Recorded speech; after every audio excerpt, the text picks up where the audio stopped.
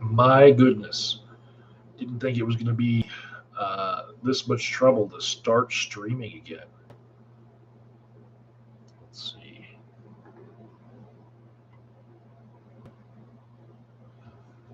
Can everybody hear me okay? Okay. Mike seems to be working. We got the little meter to run, but I think I need to end the stream and actually check to see if on the playback it actually did work. So, or maybe I could just hold on, throw to this one. Hold on.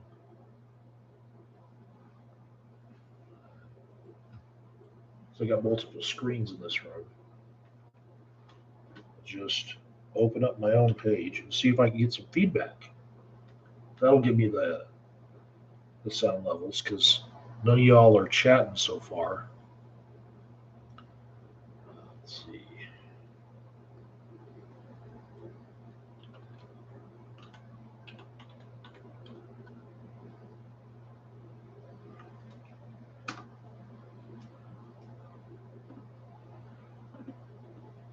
All right. It says we're live.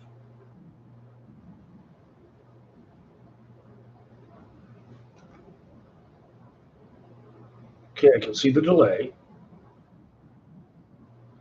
and there's no sound.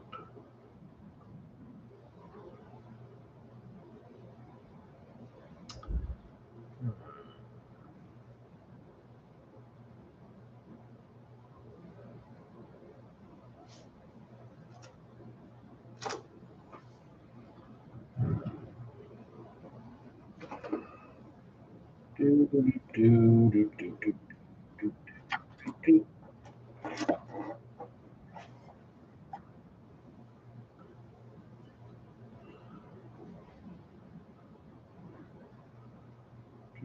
do, do, do, do.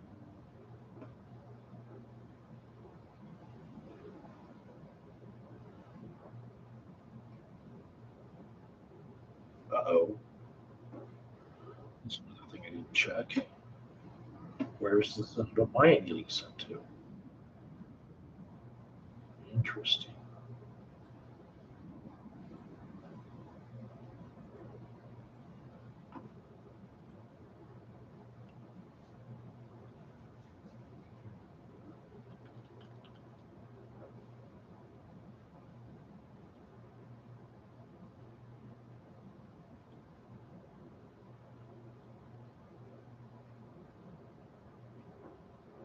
Okay. I am I'm broadcasting.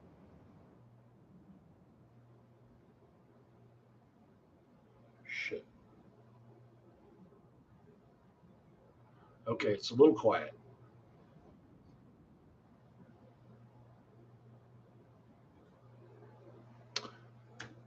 I can cut the whole first part of this, but hopefully people just skip if they're gonna rewatch this shit. They're gonna skip to like almost 4 minutes in. Hello, concerned commoner. It's been a while. What's going on? Uh, this is just a temporary setup right here. Uh, I keep on changing things around, moving shit around.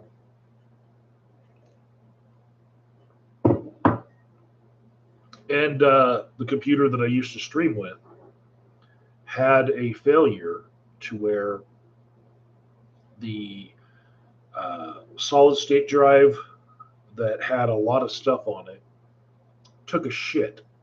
So I replaced that. But all of my settings for OBS were on that. So now I have to relearn how to set up OBS and set up a whole bunch of templates for myself.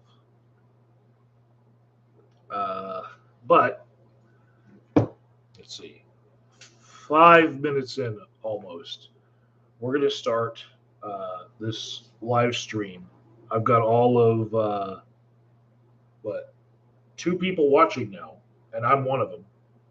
Yes, concerned commoner. This is thoughts on the primary debate that just happened. I took notes, just like I did for 4 years ago and 4 years before that. You know, these are a really good time machine for me to just see where I was, what I was thinking. Um, yeah, I think that if I keep this going like every 4 years during the presidential debates, it'll be nice to look back on, especially for like internet archaeologists. Anyways, now 6 minutes in and not doing anything. Okay. So, this is my take on the August 23rd, 2023 Republican primary debates. And Concerned Commenter right away says, I found Tim Scott's prattling about the founding of the country's Judeo Christian roots to be really pedantic. Yeah. Hi, Blue. Yeah, the pedanticism was not lost on me. And he wasn't the only one.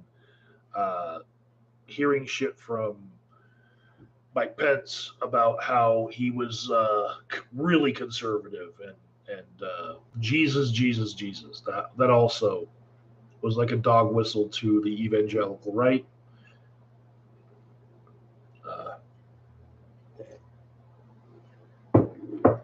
Let's see.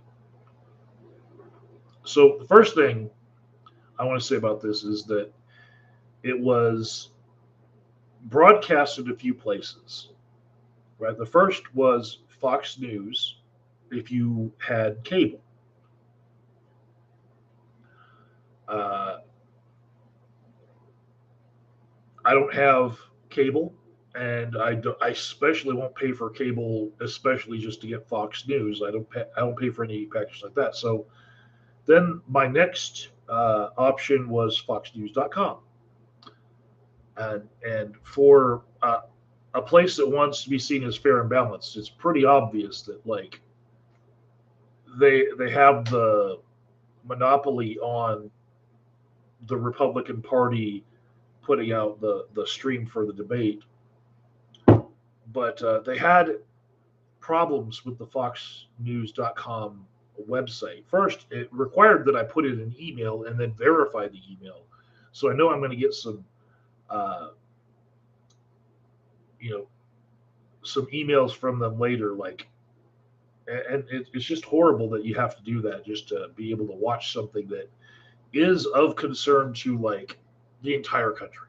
You know, it's part of our political process. It shouldn't be something that a corporation can, you know, put behind the email wall so that they can get attached to selling you shit. But I just like old school journalism, I guess. But there were side issues, and the website crashed. I was just watching the pre-show, and the Fox News website crashed like 5 times on me, and I had to refresh.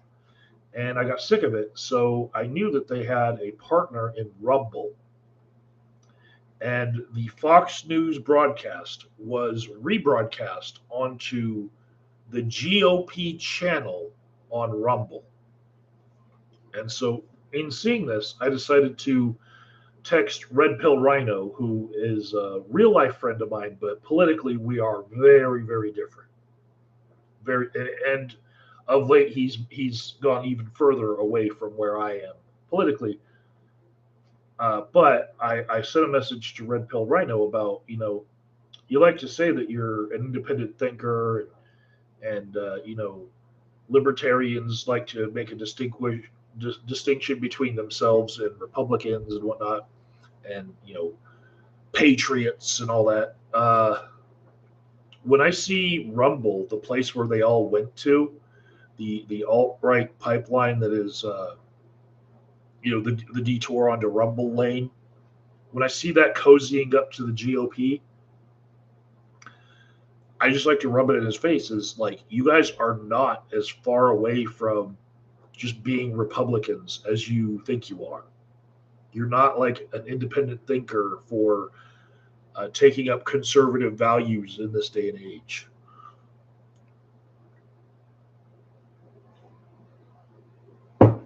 Lou wants to know who stood out to me the most. Mike Pence. For this one. This was just the first debate. The opening montage to it was pretty good. It kind of looked like that music video for Try That in a Small Town to me at a certain part of it. But I felt like it was actually more tasteful than that.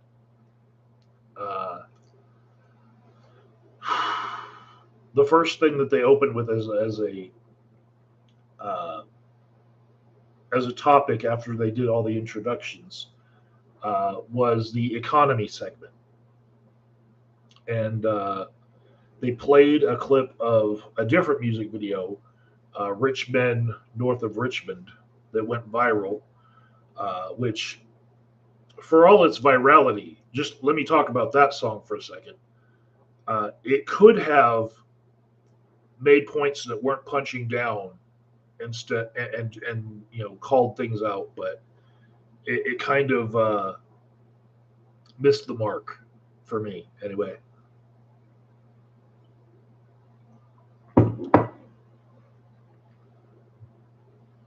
So Ron DeSantis started out with saying that America is in decline and that we need to reverse Bidenomics.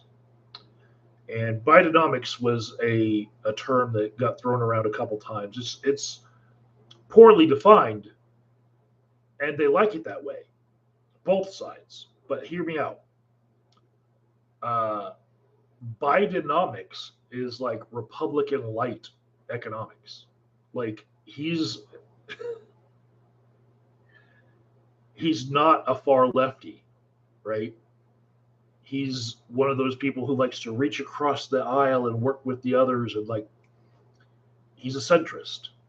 So for them to say Bidenomics, I want to know specifically what they would do differently with the economy.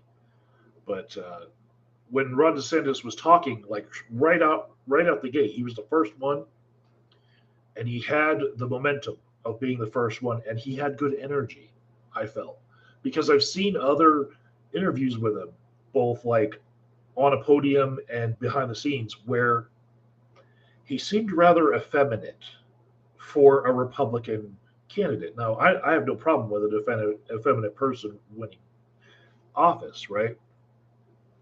But for him to be the Republican candidate and be that way, it for him to be so against gender affirming care and LGBT issues in Florida, it kind of seems like thou protesteth too much when you hear some of his interviews, and you're like, is that an anti-tonal voice?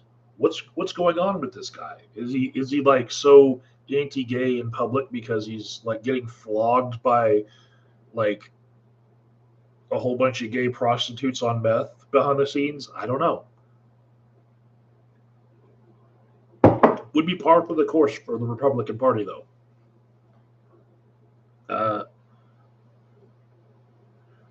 Let's see. Concerned commenter says it's dog whistling anti-Yankee propaganda in that song. Yeah, it is. Von Helton was calling Biden a communist recently. Find actual communists on YouTube and listen to what they have to say about Biden. None of them are happy with him. None of them. They lost as far as the presidency in the primaries of the last election when Biden edged out people like Bernie Sanders. Anyways, Chris Christie was up next. He's like, he agrees with DeSantis, but he says we need to sell these ideas. without even like defining the ideas. He's like, oh, but the important part is we need to sell them. And I can see how that would resonate with a person who has Republican values, that marketing is important, right? But I felt like following that, he tooted his own horn about like his accomplishments in New Jersey better than DeSantis did in the previous minute when he was talking about himself in Florida. So he kind of like immediately steals the initial thunder from DeSantis right away. But I don't feel like anyone maintained like control of the thunder. It was kind of like how they had a 24/7 championship in the WWE, and like on every episode it would change hands like 5 times. And so there's so many people who have been the WWE's 24/7 champion because it has to be defended 24/7, and it can be, lost in the backstage area after being hit with a trash can. I'm kind of glad that they did away with that gimmick because it was getting old seeing like everybody can be a champion. Anyways, next was Tim Scott, who has that Methodist preacher voice. It harkens back to like Martin Luther King Jr. The way that he would project his voice on stage. But he said we also need to understand that Bidenomics lost families $10,000 in spending power because of inflation. And I think that's actually a very good point. Here I am, a left-leaning person, right? A very particularly liberal person. Thanks, Dan, for the comment. But even though I'm a liberal person and I see this is all Republicans in this primary debate, it doesn't mean I'm not going to agree with a little bit of what they're saying. There is a problem with inflation right now, and it is way bigger than the current administration is willing to let on. They change around what's allowed to be in the consumer price index in order to make their numbers look better. But holy shit, things are getting pricey. The only thing that I can say has not gone up in price and actually seems to have gone way down is plane tickets. Because, we're in a post-pandemic society where we all got used to really cheap plane tickets because nobody wanted to fly.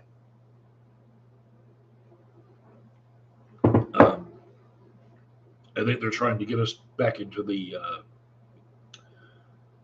habit of flying these days. I just spent $250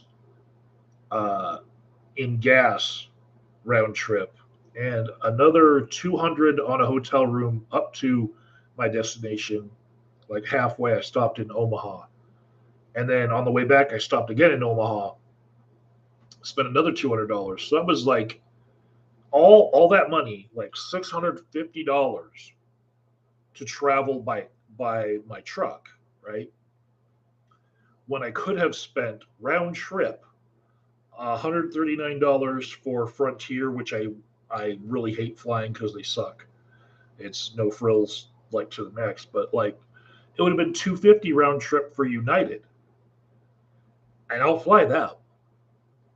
So and then probably another 50 each way because I would have taken first class because I'm a bitch who is getting used to creature comforts. All right, so the problem that I have with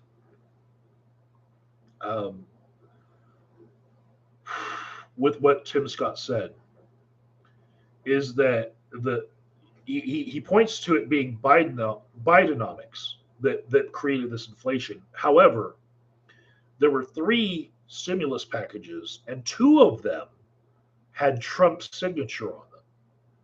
We know this because he fought to be able to put his own signature on the checks. Like he held everything up. It's like, wait, wait, wait, wait, they can't go out without my signature. So like 2/3 of this shit was signed off by Trump, and Biden just kind of continued the shit. But uh, yeah, Tim Scott's point about home buyers being affected, I felt hit home with me. So I know that he's listening to my issues.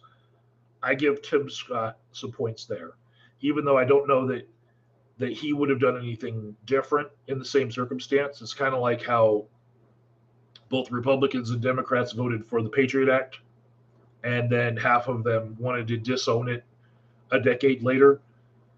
After the whole America, you know, fuck yeah, powers wore off after 9/11. Because our memories are short.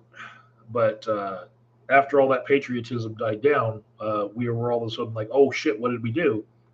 And half the politicians who backed the Patriot Act wanted to disown it. Well, it's the same thing with the fucking stimulus. While it was happening, people were not loud enough if they were going to be so fucking loud about it now. They were part of the problem. Now we got inflation. Now we got this giant interest rate in order to suck up all these dollars that are out in the economy, driving up inflation. And now I'm having a hard time buying a home. And so now I have temporary residences where I'm setting up to do this video because I don't own a fucking home because I can't buy one because the interest rate's so goddamn high. Let's see. Alex says, did you go to any strip clubs in Omaha? Nah. No. It did not happen. I did see a video arcade that smelled like urine. It was right next to an Irish bar. Let's see. Concerned Commodore says, like King after taking a shitload of Valium. Yes, like King, like he sounded like Martin Luther King Jr. after taking a shit ton of Valium and he couldn't like speak fast. He even on the stage said that he was having trouble speaking fast enough. Well, it's hard to do that when you're using that inflection in order to generate this empathic connection with people. It's something that preachers can do because they have unlimited amounts of time to talk to you. Preachers don't debate. Let's see. Umbert Lampagos says, if you're still streaming, I'm watching from the start, so I won't hear you reply for about 13 minutes. Okay. Hi, Isabella. I'm sure you're glad you missed the heat wave when you were in Omaha. Yeah, the day after I left Nebraska, it was 104 degrees in Omaha, and it was like 100 degrees in Denver. But Omaha has all of the humidity. It was like swimming through the air. And coming up back up to Denver, I'm so glad I'm back. Some of you guys know that I have topical medicine that I rub on my shoulders daily. And what's weird is when you get out of a shower, you dry off and then you rub your medication on, and then it won't dry. And I don't want to put my shirt on over my wet medication because then it'll soak into the shirt.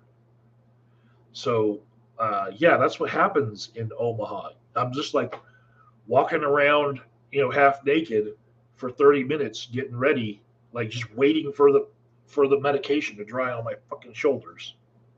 It's whew, fucking heat waves. Anyways, none of the candidates seem to think that climate change is real. So, uh, fuck the fact that we're in like the hottest August ever, and that 9 out of the last 10 Augusts were like the hottest on record. like each of them getting progressively hotter. Fuck that. Let's see. Vivek Ramaswamy, who I previously made a video as like why he lost my vote, just like with a video that I watched of him with like a 1 hour interview. Uh, by the way, people said that I was taking him too literally about his comments about how he thought that uh, we needed a civics test in order to vote, that we should have to pass a test to vote. And they brought it up in this debate, and yeah, he was fucking serious. People give people way too much credit and say, oh well, they're just speaking off the cuff or whatnot. No, no, like when people speak, fucking maybe believe some of the shit that they're saying is what they actually mean. All right, so Ramaswamy, he said, instead of answering the fucking question, he just like introduced himself for the first question, and he introduced himself as an outsider, which the last person who did that actually won the uh, the presidential primary for the Republican Party. That was Trump. You know, so good strategy, I guess, to paint yourself as the outsider who doesn't have any political experience. But they were throwing that shit back at him later in the primary. Uh, but he spent his time introducing himself, and I guess he didn't really answer the question about what he would do for the economy. He just said that he was really good at starting businesses, which, yeah, I know another guy who thought he was really good at starting businesses. And then we looked into it further and found out that he was really good at running businesses into the ground and was basically a fucking scam artist the whole fucking time.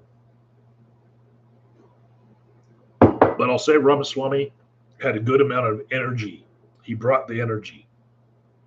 And there were people who were booing him, but there was a section of the crowd that you could hear that was like really in his corner. Nikki Haley,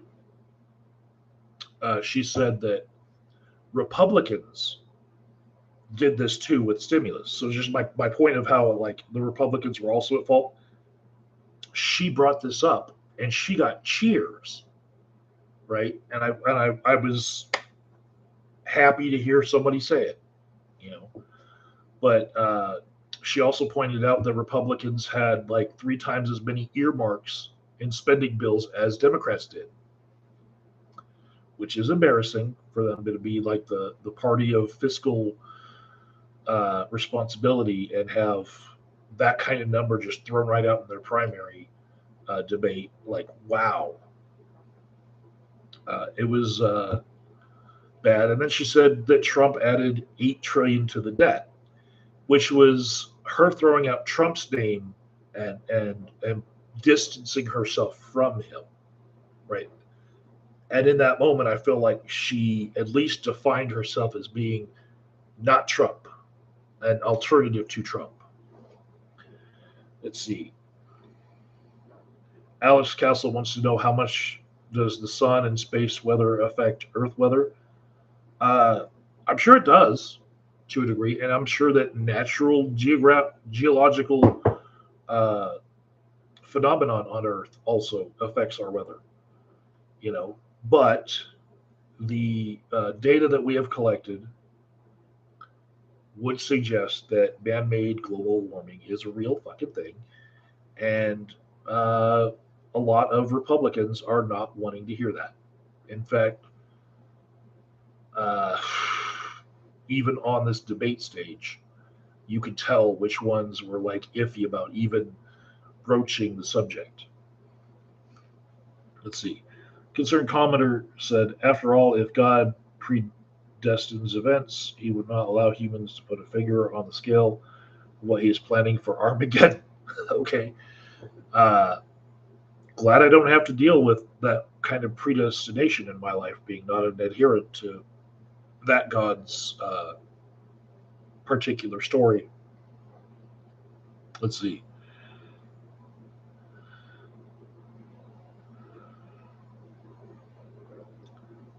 Thank you, Sabella, for sending me a story about a rubber mulch fire at a school. Uh, you guys should probably not be shredding your tires and piling it up next to a school in Nebraska, but there's a lot I would change about Nebraska, like the fact that it's Nebraska. Um, Alex says, careful, the FBI could be watching. I'm probably on a lot of watch lists anyway. Uh, Sabella says, like, I would change the food. Yes. Um, I have a picture of Sabella's boyfriend that I took at the brunch table. And in this picture, I was really getting a picture of the list of pies. Okay. I will grab this picture right off my phone right now and I will show you all. The pies that I saw, you guys will not believe this. Okay. It is crazy. So there was a pie list, right? So there's her boyfriend. There's the list of pies. Okay, I'm gonna blow up this list of pies to show you what I'm pointing at because they've got apple, cherry, peach, lemon, coconut, pecan, banana, chocolate, peanut butter, and then right there what I'm pointing at, sour cream raisin. Y'all see that? Sour cream raisin. Okay, how the fuck do you make a pie out of sour cream and raisins? I wanted to throw up just like reading that. Just saying, it's nasty, nasty, nasty. So Mike Pence was the next to talk about the economy in this debate, and he said that he is the most proven conservative in the race. And when he said the word conservative, I felt like it it was dog whistly.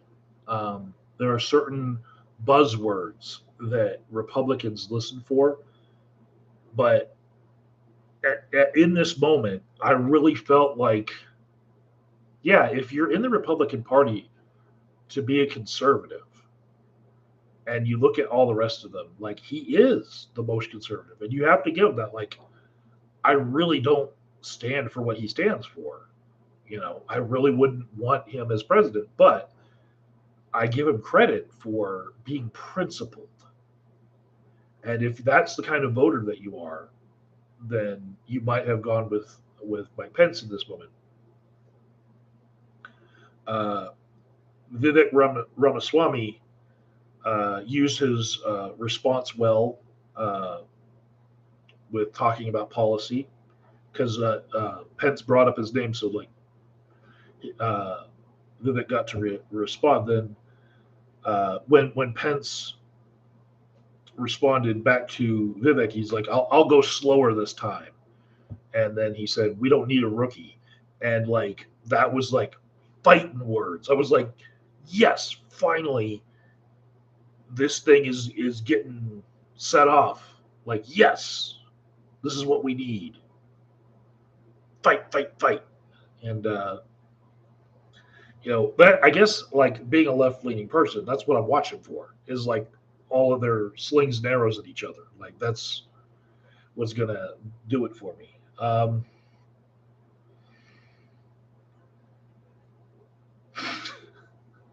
Got some funny guys in the comments. Uh, actually, Sabilla's boyfriend wanted me to take a picture with this mascot for the restaurant, and I didn't want to because of how horrible the food was. It was like bad press is still press. Like even bad press is good press, and I didn't want anybody to go to that restaurant because of that. And so like it was kind of something that like kids would be drawn to, that little like mascot out in front. But like uh, no, I didn't like. Normally I would do something like, you know, take a picture like I'm humping the thing, you know, just like something very derogatory towards a place that served me nasty food that tasted like they like they make cheese sauce, and one of the ingredients for the cheese sauce is a fucking urinal cake. Okay, that's what it tasted like. It was horrible diner food. Do not recommend. Don't stop in Nebraska for food, and if you do, bring your own seasoning, like all your own seasonings. They have no seasonings. Same thing with Kansas. Yes, yes, Sabella, I did tip 20 fucking dollars. And sometimes things are so bad that that's the way that I will just slam my dick down on the table and make them feel bad. Just to let them know, like, me complaining, I wasn't trying to get out of paying. I wasn't trying to get out of tipping you. I have enough to pay for your food and tip you well. This shit just sucked. You needed to take it back to the fucking kitchen and like go back to fucking culinary school. Y'all fucking need to cook. Not just like put food on the table that you just chopped up and then like just lightly touched with some warmth. No, you need to fucking cook the food.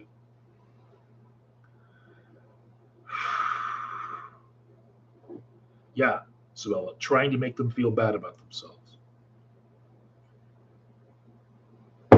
All right, so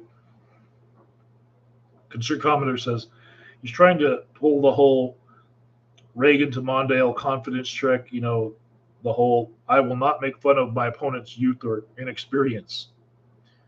It didn't land because he lacks charisma. It might not have landed in that moment, but I did overall see in this debate that no one on that stage liked Vivek Ramaswamy, right? That was something that did ring true, and Trump was not there. Vivek was there, and if Trump was on that stage, I don't think that the distinction that everybody else had knives out for Vivek, you know, would have been seen. I think it would have been more a battle with Trump.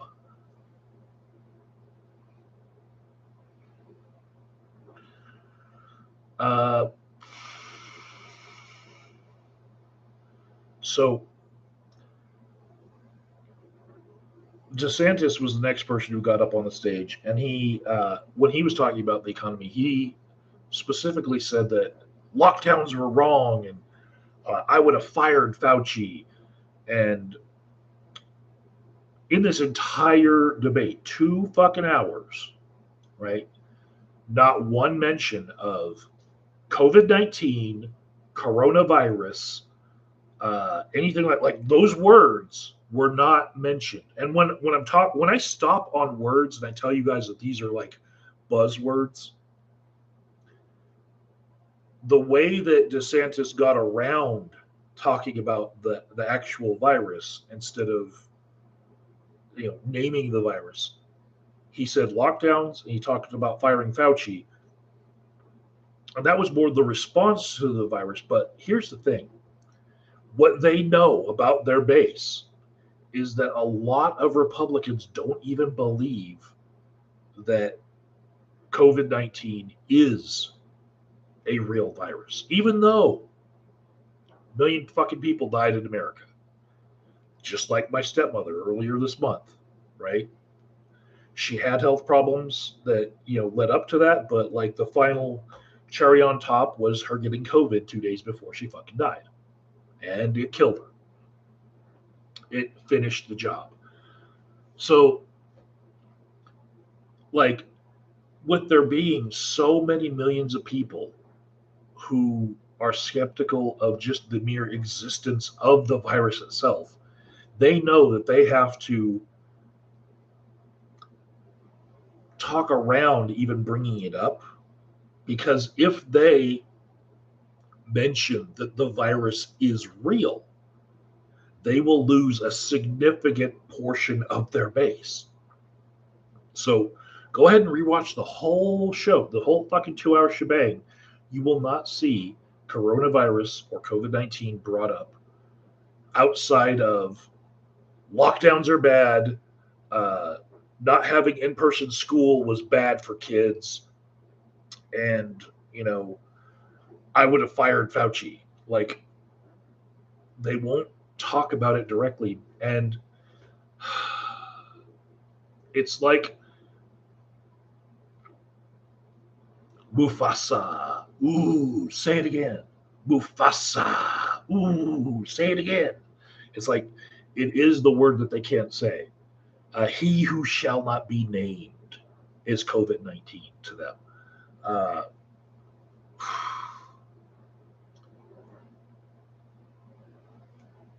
you can tell that a kid skipping down the street knows where the cracks are on the street that he's trying to skip around so he doesn't break his mother's back by stepping on a crack. You can at least tell that he can see the cracks. Okay? And in this way, you can see that these candidates know that there are certain things that if they say even the word and acknowledge the existence of something, they are going to lose voters who don't want to believe that COVID 19 even exists as a virus. Period. They live in this fantasy land where they think the entire pandemic was a fucking hoax. And they don't want to lose those voters. No, no, no, no. They need those voters and a whole bunch of others in order to win this election. So they're willing to pander to people who are denying reality.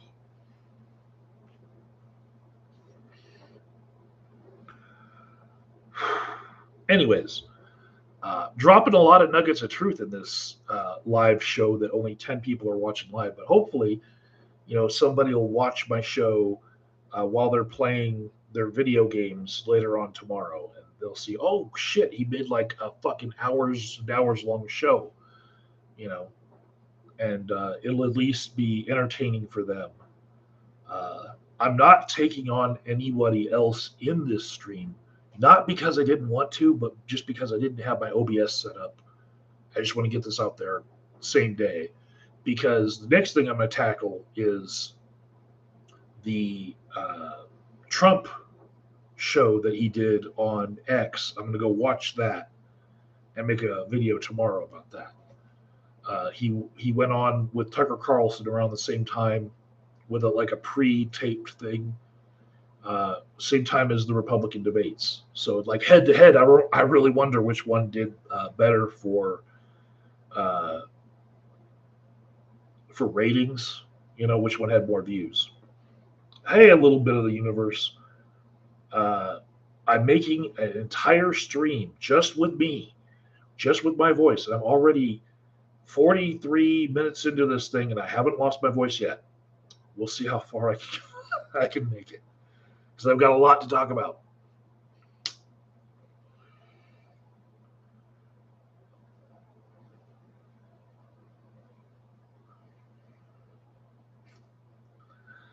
All right.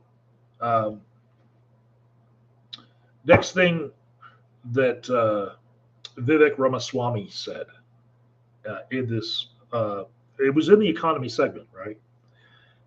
He said that in this election, you guys are going to have to choose between a super PAC puppet or a patriot, right? And that made a whole bunch of boos in the crowd. Then he said, I want a revolution, right? In this context, the word patriot and the word revolution harken back to a different day, a day where a certain candidate stood out from the other candidates, just like Ramaswamy has, and that guy is Ron Paul. So the buzzwords that Ramaswamy is using with his like surprise like cult following that he's got right now, the words that he's using are calling out to those people that he has the values of Ron Paul that he's bringing to the table. Now, I was a delegate for the Republican Party back in the Ron Paul days as one of those spoiler delegates who's only there to like really like undermine the party. And I saw firsthand how the Republican Party was really knives out for him. And in fact, when it went to the RNC, uh, so the after all of the other assemblies were over, they did the National Assembly, and they changed the rules of the assembly as far as like who could get uh, delegates assigned to them and how many delegates it would take in order to force other votes and basically there's this whole process that Ronald Reagan himself used in order to become the Republican Party's candidate, right? That road is no longer an option. You can't be the person who has a lot of uh, democratic support of the people at a grassroots level and win the whole fucking thing. You have to be the corporate puppet, right? And Ron Paul was the last person to try to take that Ronald Reagan route to winning the whole thing in the end by forcing this basically stalemate where nobody has enough delegates at the end. So they all have to go into this special session in order to select who is going to be the final candidate. When Ron Paul was this fucking close to forcing the issue, they just decided to change the rules at the RNC in order to make it so he needed even more states under his belt with their delegates in order to force the issue. They just fucking changed the rules right there in the middle of the actual assembly he was in.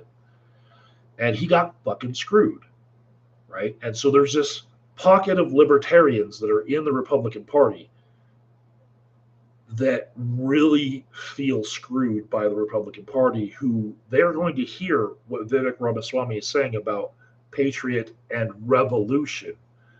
And then, like, I wouldn't be surprised if there's a Ramaswamy poster with revolution, but the word love backwards is like the letters are flipped backwards in revolution, where it's like love, and it just paints him as being like the second coming of Ron Paul. I would not be surprised if I saw that.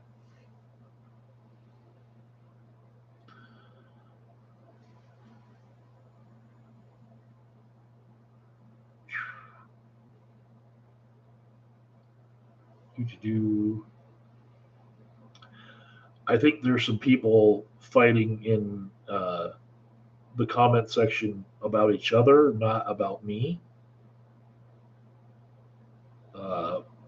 Okay. Let's see.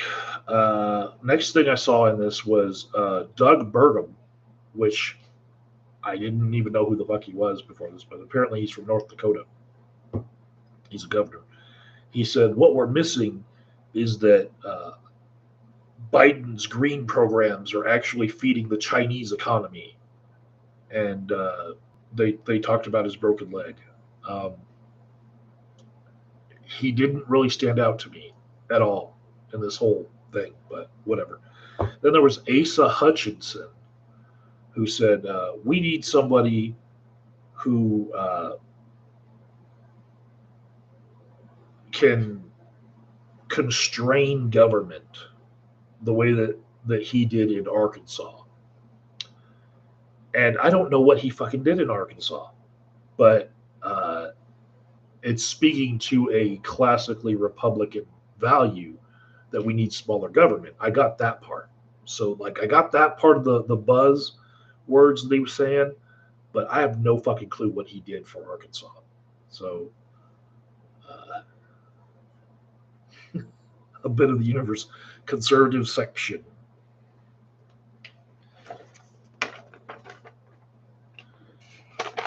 Let's see. They went to like a break, and then they went to the Hawaii segment. Right? They were talking about the wildfires in Hawaii. I was very much relieved that no one blamed the Hawaii wildfires on Jewish space lasers, and that was probably because Marjorie Taylor Greene was not on the stage. Big sigh of relief there. But the question from the moderators were, how will you show that you are concerned with climate change? And then DeSantis started using his answer to say that Biden was on a lot of the policies that were like the reasons, like we're in economic turmoil right now. Vivek Ramaswamy said that climate change is a hoax. He just like came out and said it that way. I was like, whoa. Okay, those are buzzwords for Republicans. I'll give you that. And being able to come out and just say it like that, that was good. But then Chris Christie gave Vivek a zinger and said that Vivek Ramaswamy sounds like a politician whose lines were written by Chat GPT, and that he's actually the second coming of Obama. And I was like, ooh, this is getting good. Fucking zingers. And then Nikki Haley said that China and India are the real problems with emissions, which is kind of true. But it's like her, and then later in this debate, it was Tim Scott that said this. Like, they're like, why should we unilaterally disarm ourselves with our economy when those people are using fossil fuels for the power that they have within them in order to power their economy? When they have, 900 million people in Africa, a billion people in India, a billion people in China, like, put all that together and then look at our country as like 330 million. Why would we not use the fossil fuels when we're allowing them to use them? That was their point.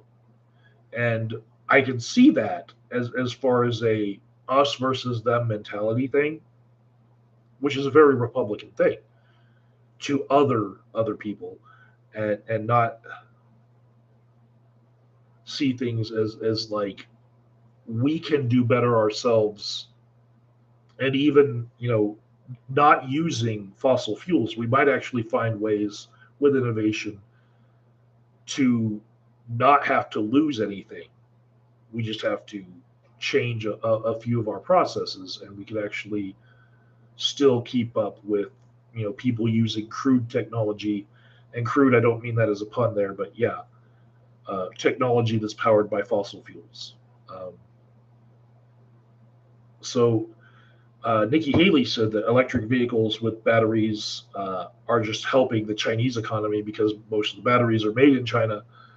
And we actually have things in the works right now where that might not be the case in the future, such as a giant lithium mine being found in Mexico, and also different technologies for batteries coming about that we might be able to get some of that manufacturing back into, if not United States, maybe NAFTA wise, keep the technology closer to home.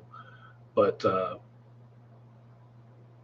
I'll give her the point that, like, we don't need to be empowering other people's economies with our policies to the detriment of ourselves.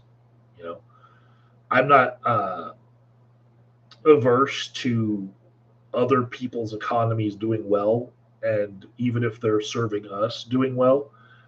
But Republicans and conservatives sort of see the world as like a zero sum game, where like if they are winning, then we're losing.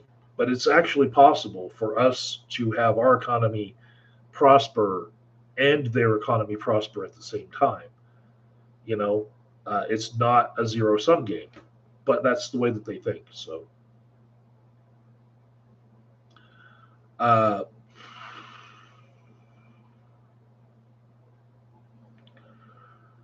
let's see. Next was Tim Scott saying we need to bring jobs home from China and the rest of the world. And I think that there's something to that. I really do. And there was another point that was brought up in this debate that I also agree with, in that, and that was from Nikki Haley, where she said that we need to add vocational training to our curriculum in our schools. And I honestly believe that that is true. Um, I have degrees in English, psychology, and counseling, right? And I also am a journeyman wireman in the International Brotherhood of Electrical Workers, right? I still have my membership, right? And I think that if you're going to have one of the underwater basket weaving degrees of, like, say, philosophy, I'm actually using my degrees for my primary income right now. But if you're going to have a degree that completely does not give you any pay, maybe you should be able to have a side job doing some labor that pays, you know. And in some cases, I think maybe we should just value the efforts of certain uh, professionals, such as teachers. You know, the reason why we have crappy education here in America might be the fact that we pay our teachers less than we pay McDonald's workers. And I did the math for a teacher recently to find out, with all the amount of hours that she put into work that she wasn't really paid for, but it was required of her to get it done in her own time. If you add up all the hours and put, divide it into her pay, yeah, McDonald's workers made better than her. And I'm not shitting on McDonald's either. You know, I've eaten there probably 4 or 5 times in this month because I was on a road trip. We need them too. All right. So then there was this commercial section that there was like 5 or 6 commercials, but the one that stood out to me was Birch Gold, which is a company that tries to get people to dip into their 401ks and change their assets over to gold and hold it into a different IRA, which is still uh, incentivized in our tax structure, right? That that I have no problem with. But the scam with all of these companies is that at the point of purchase, where you use their company to buy the gold, they've already jacked up the price of the gold, right? I'm letting all my viewers that know this, all 9 right now concurrent viewers. There was 11 earlier, but this is the scam. Whoever watches this video in the future is going to know this too. If you try to convert your 401k to gold through one of these companies, you're going to end up losing at least half your money right away, because they're going to jack up the price of the gold that you buy through their company. That's what they do. That's how they get a hold of your retirement funds. It is a company that is ruthless, that is trying to get to your money. And Fox News will let anyone with a grift have their commercials on their channel. In fact, I just want you guys to see that right now I'm sitting in an X chair. Prior to my stepmother's demise, she was watching a lot of Fox News. She had a lack of oxygen from her failing lungs, and she had a cannula in her nose all the time. That that tubing that feeds oxygen to you. She had a little oxygen machine, and her blood oxygen saturation was really low, and so she was losing brain cells from having her brain choked due to lack of oxygen. And during that, she became a Fox News watcher, like hardcore. And so she got bombarded with all of these commercials, and one of them was for the X chair. This chair I'm sitting in right now, it's $1,000 office chair that has heating and it has vibration, and you can charge this little battery in it with this wire, and then you can unplug it. It'll still heat and vibrate as long as the charge is going. But yeah, it's like a massage chair and shit. She spent $1,000 on this fucker, and she tried to put it at the dinner table. And now that she's gone, my dad was like, "Fuck that! I don't like those chairs." And he told me to take it with me. So now I am broadcasting to you guys from the comfort of an X chair. It's awesome. It's not that bad of a chair, but it's an office chair marketed to retirees who are addicted to Fox News because they're losing brain cells. Why do they need office chairs? I don't know. Next, on this Rumble stream that I was watching, because the Fox News website kept on crashing, so I was watching it on Rumble. The next thing I saw was Russell Brand doing a commercial for Rumble, and it was about, hey, we need to have the ability to have free speech and discussion and whatnot. And there were other Rumble commercials during this broadcast that were about like, hey, what if you're on YouTube and something that you say gets flagged, but you're right, and it shouldn't have been against the terms of service because you're speaking the truth. Rumble's the place for you. Well, Rumble's become like a really big part of the alt-right pipeline, and I'm sure that just like every other website in the whole arsenal of social media that has ever tried to curry that group over to them, it's gonna fail. It's like Sabella says, Rumble sucks. Alex says, so you're saying that oxygen deprivation is a prerequisite for being a Fox News watcher? No. But there's this doom loop of when you lose a lot of brain cells, you start watching Fox News and lose even more brain cells towards the end of your life. Go ahead and look at the demographics of the type of people who are watching Fox News. Usually, with that conservative slant comes a big age slant as well. They are mostly boomers. It's a brain cell loss doom loop. You guys are probably taking clips out of this and gonna start a whole bunch of like little hate memes about me, but that's okay. I'm gonna get it all out in this I'm only 1 hour into this shit. But it's been a while since I've had a long chat with you guys. Alex says he bets they sacrificed the cat in some satanic ritual. I don't know. I didn't. I don't think that. I don't even think Sabella knows which end of the cat to stick the knife into. She's not that knowledgeable on actual witchy shit. Dynacat says, well, duh, if there was a profit to be made in gold, they wouldn't be spending money trying to sell. Oh my goodness. Thank you for saying that, Dynacat.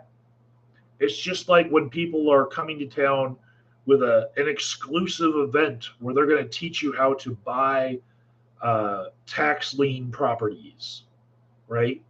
If it was so lucrative, they would be using their own money to do it the fucking selves, not selling you the plan for how to do it. There's so many different plan fucking scams that have come through my city where they rent out like a hotel lobby and they have their big speech and then they put this high pressured sales pitch on people. Like you came to get our free lunch, but now you have to listen to us. Brr.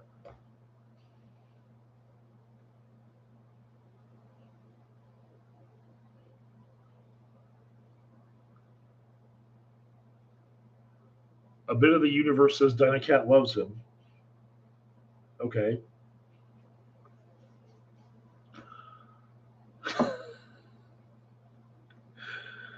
All right.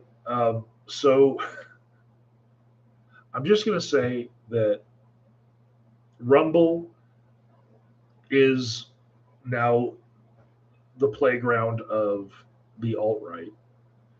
And it is not totally conservative. It is this breeding ground of sliding down the slippery slope into conservatism.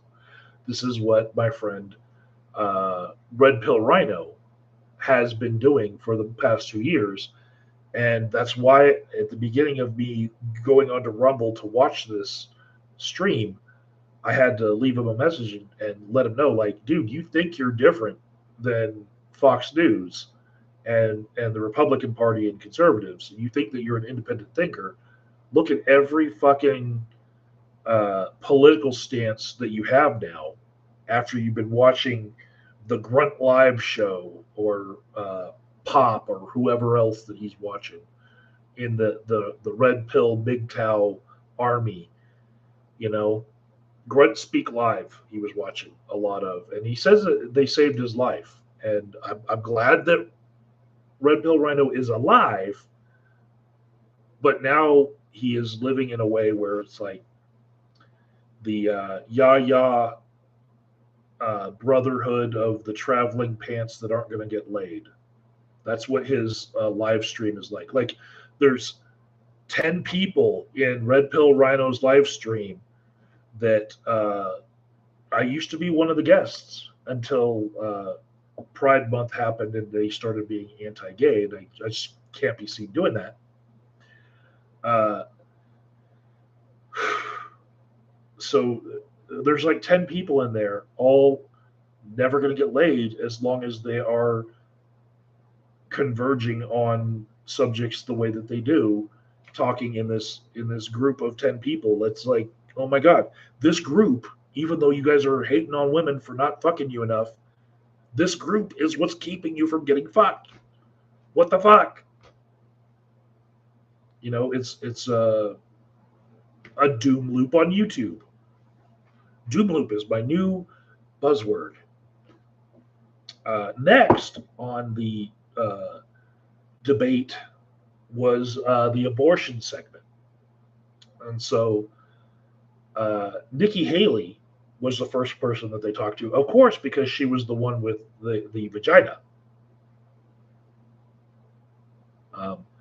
So they go to her first, and she says that she's unapologetically pro-life, and she lays out a plan whereby they need to find consensus to get votes necessary to pass laws, because they need like 60 senators, right? And so I get what she's saying there, but she's like, let's water down what we believe to the point where we get enough people on board to vote for it. And in that way, she is the centrist of the group. You know, she's going to get some progress towards her party's wishes, but she's not going to get the whole thing. She's already starting from, well, let's water down our views in order to get them to be more palatable to the rest of the country, and to get more senators on our side.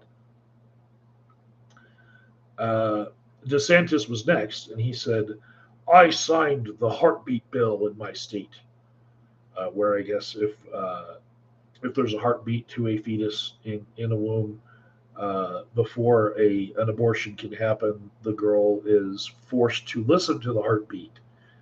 And some places it's like if there's a heartbeat, then you can't abort it because it's already alive. That's the way the bills work. And DeSantis was talking about how he got to see sonograms and listen to heartbeats, and that really was a big thing for him in his life. Uh,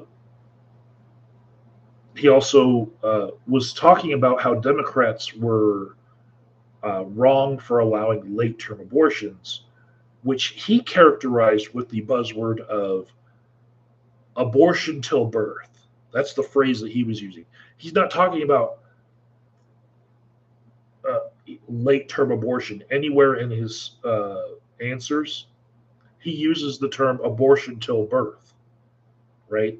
Because he wants to amplify the worst case scenario, which would be one day before a baby would have been born anyway. That's the day that you kill it. Like it's already been like 9 months of gestation. The only thing left is like one last contraction before it's born. And then the doctor reaches in there with a chainsaw. Right? That's what he's trying to paint this as is abortion till birth. Up till birth. That's what he's saying. But what he really means is late term abortion, which could be far sooner in the pregnancy, but he still wants to cut off even those. Like we're talking third trimester is what you could probably get a lot of Democrats on board for. But he's probably thinking, oh, well, even let's push that further until like, you know, you only get like 10 days to decide whether or not you're late on your period. And because they were talking about 6 weeks.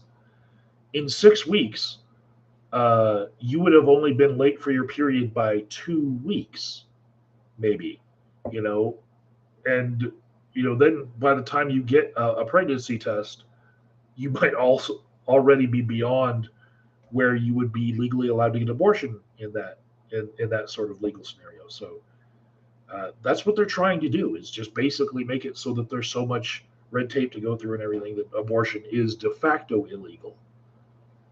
And if they can't get their way of just making it on its face illegal, they are willing to settle for, well, let's just make it so confusing that people vote for it and give up all their right to have an abortion uh, by confusing them out of it.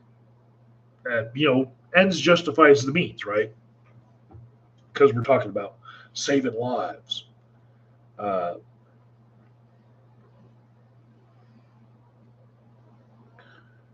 Alex says, I've lived a really interesting life. I should write a book about all of it. Uh,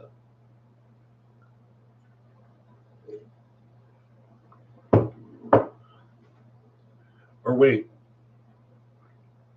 are you talking to other people in the chat? Um,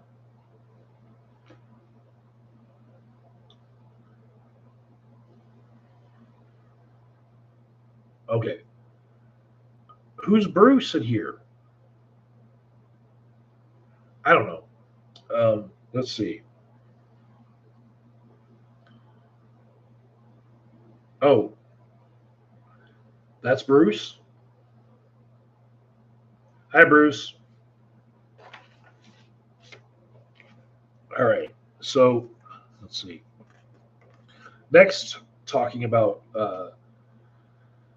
abortion was Mike Pence, and he said that he's not new to the cause. He kept bringing up Jesus in his response. Jesus, Jesus, Jesus, and that was his buzzword. And I believe him that he is the most Jesus-y of all the people on the stage as far as like how much Jesus he talks about, lives, and experiences in his life. There's dude probably has a shrine to Jesus in his house. He's very Jesus centric. He speaks about Jesus all the time. So he says, Jesus, Jesus, Jesus, Jesus. Um, he said that he will be a leader and a champion for life, uh, which was a response to Nikki Haley saying that they need to water down their views in order to get enough votes. And he's basically saying that, like, you don't water down your views or like try to do what's popular. You try to do what's right. That's what a leader would do. And so Nikki Haley responded with, "You have to be honest with the people that are going to vote for you, because you don't have the votes to pull off what you're saying, and you should be honest and say, it's going to require that we, water it down a bit just to get the required votes to do what we want to do." Um,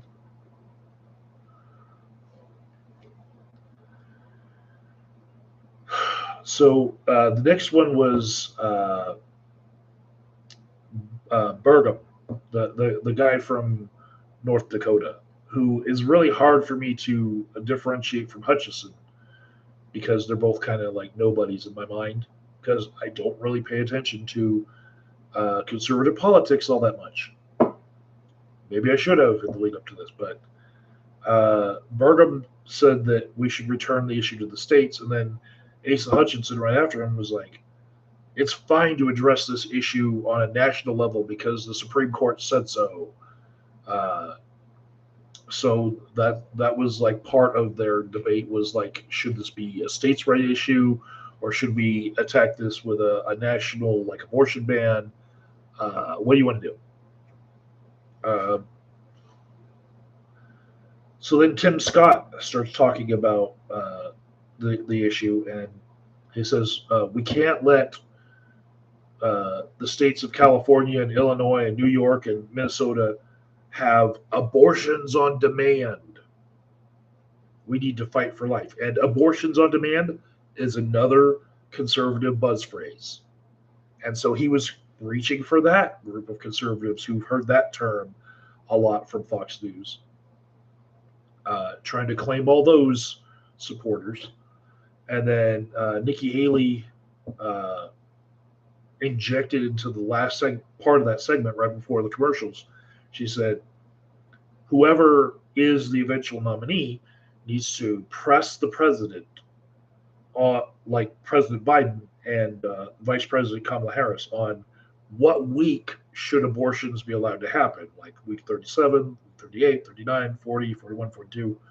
What week of gestation should we allow abortions to still happen? Uh, and that's part of her overall strategy is to like, let's find some spot where we can slide how many weeks we're going to allow it up to, and just get it to where like we find just enough votes to pass a ban at that level.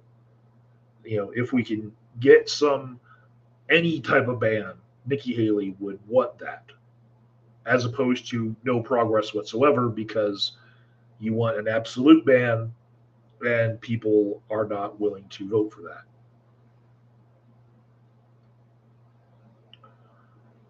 All right. So the next thing that they had was like a crime and homelessness segment, which kind of interested me because I live in Denver and there's a giant homeless population here in Denver. I just went on a vacation, I guess vacation. I went on a trip for, there was a funeral in the middle, but I went on a trip and I went to these different cities that don't have the same problem because they're north of a certain line in America where uh, if you were homeless on the streets, you would freeze to death. And Denver does definitely have like freezing temperatures for a few days out of the year that but would kill a homeless person. We have that as a problem. But we get a whole bunch of homeless people converge onto Denver from northern states. And then from Denver, they jump on rails and go down to like Albuquerque or Phoenix. And from there, they would get to LA, during the winter months. And then they come back through Denver and we have this giant homelessness problem. So I was paying attention to this. Mike Pence said that part of the problem with crime and homelessness is that Democrats saying defund police was wrong. We need to fund more law enforcement, which I talked about this with the dinner club, the breakfast club, when I was doing live streams with them, and we all came to kind of the consensus that uh, the rallying cry of defund the police might have been uh, ill-begotten because you know, we had the energy of defund police. It's a very energetic term. It's shocking, but that's not really what we wanted. We wanted like restructuring police by, taking some of their budget and turning them more into like mental health professionals, and and retraining police to not do things like beat people or murder people that don't need to be beaten or murdered, stuff like that, right? That's what we really meant. But like the slogan that everyone just jumped behind was defund the police, and like some people did actually mean that. There's a lot of anarchists out there too, but um, now the entire Democratic Party has to defend that term, that phrase, when that's not really what most of them mean. Um,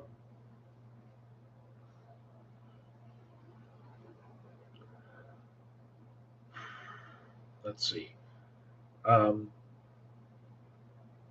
I would actually see. I just want to say that with my politics, I would actually say that I think that defunding the police is not the right thing.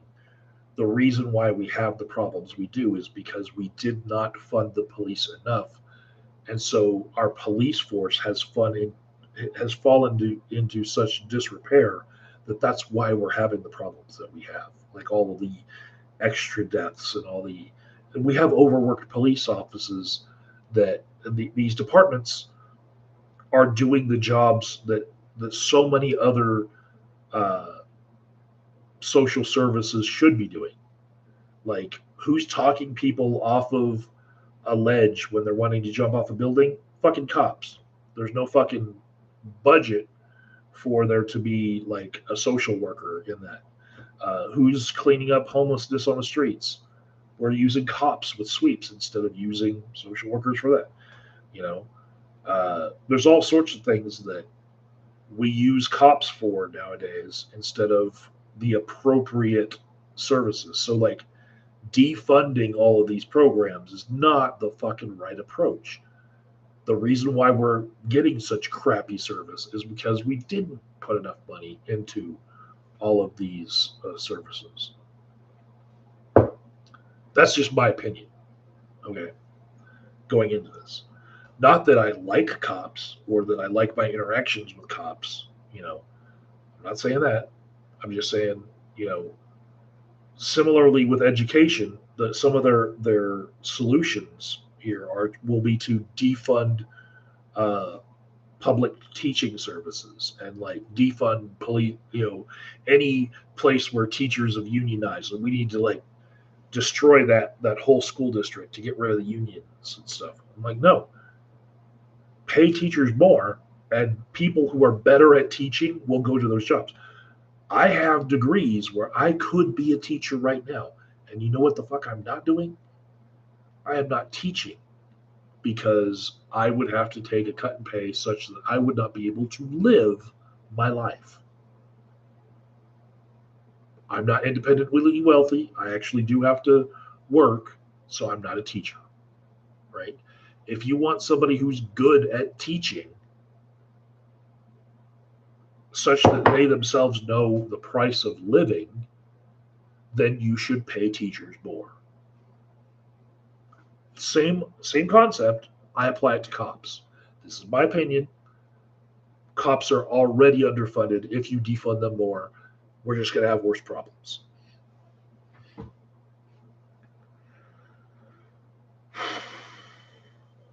Okay. Chris Christie was next up with like the crime and homelessness segment, and he said the problem is prosecutors that won't prosecute violent crime.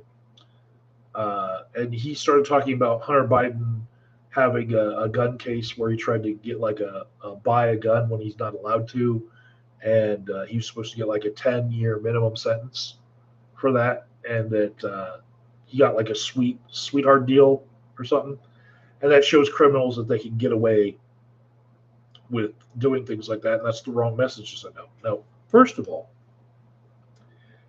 a lot of my clientele are mandated clients, like clients from the criminal justice system who have been mandated into therapy. When I look at their rap sheet, their pre-sentence investigation report, when I look at all of what has happened to them,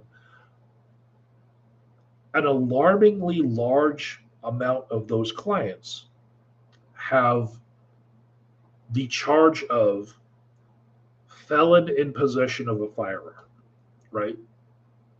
Now, there was this thing in the Constitution that said that this right shall not be abridged in any way, right? But no, fuck. We realize that if we slap the term felon on all the colored people in our country, then we can take the guns away from the colored people. And if they ever get found with a gun in their possession, we can give them 10 years in prison more and make them work as our slaves for another 10 years, right? And I see this happen so many times. You want to empty out the prisons, right? First, you would just decriminalize pot, right? And I'm an addiction counselor too. I don't like saying it, but it's a big problem, right? The decriminalizing and then offering drug treatment for like all sorts of drugs would be a good approach, but they're not going to listen to that shit. No, they like to judge people and feel like they are the law and order candidate. So that's how they're going to get elected.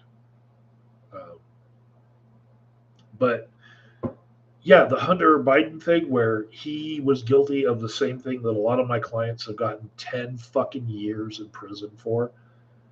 It is it smacks of hypocrisy. You know, who was in Congress as a senator and around when we were passing all those laws about super predators, and who was reaching across the aisle and being a centrist in Congress before he was the vice president of the United States. Way before that, who was responsible for all these tough on crime bills about super predators? You might say that those were signed by Bill Clinton, but they were sure brokered by fucking Joe Biden, who then took as his vice president another tough on crime person in Kamala Harris, who was actually known for coming down hard on people in her district with sentencing and all that. So like and prosecution, liberal prosecution, like liberal amounts of it for people.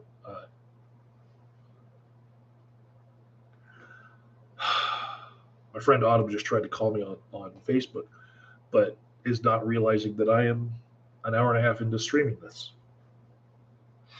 All right, so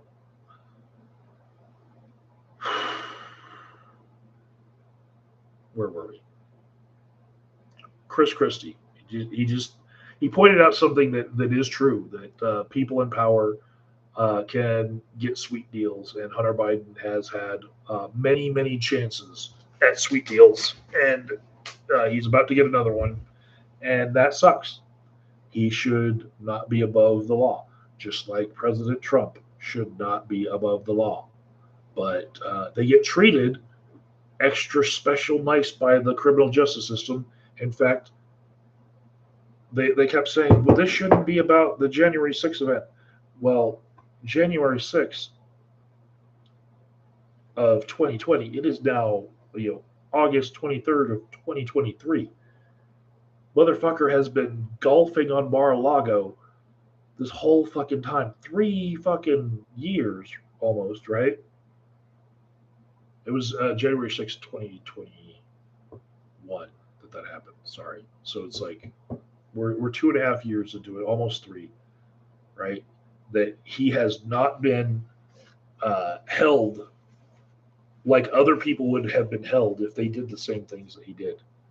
Uh, Now, the term that they landed on as far as like what's appropriate was insurrection. It wasn't like uh, being a traitor. It wasn't sedition. It was insurrection, right?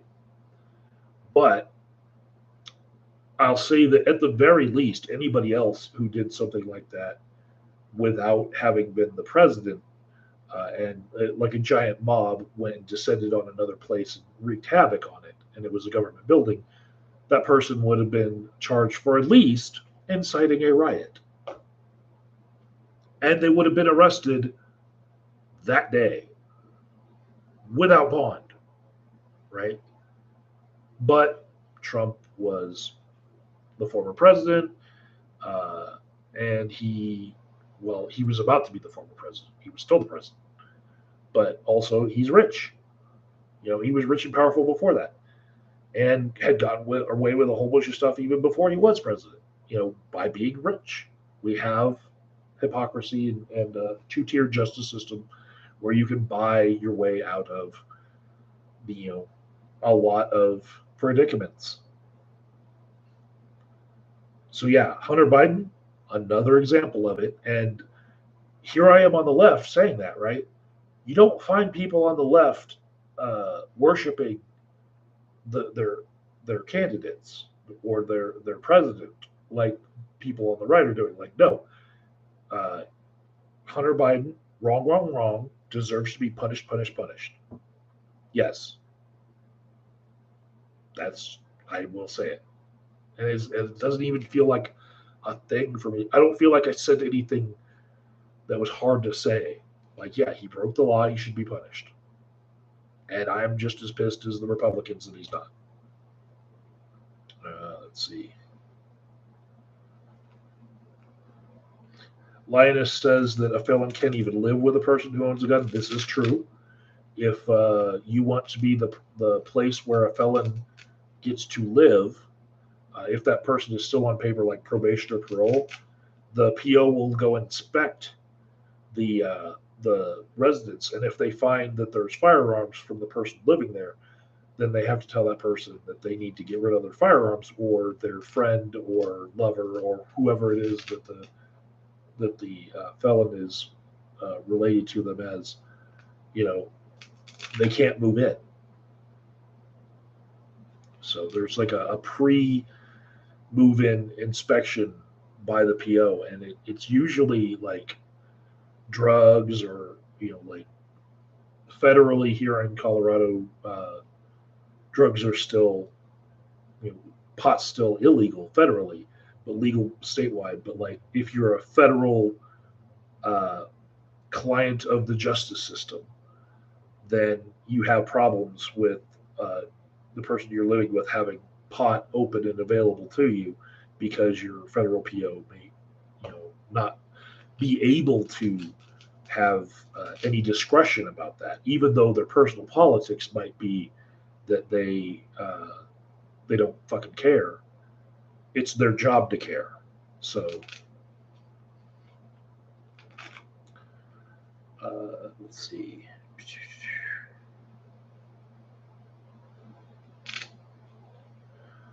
A bit of the universe wants us to have a video game where everyone that's ever been on the cover of Forbes magazine gets to be killed. I've seen. Okay, it's not me as the YouTuber that has done this.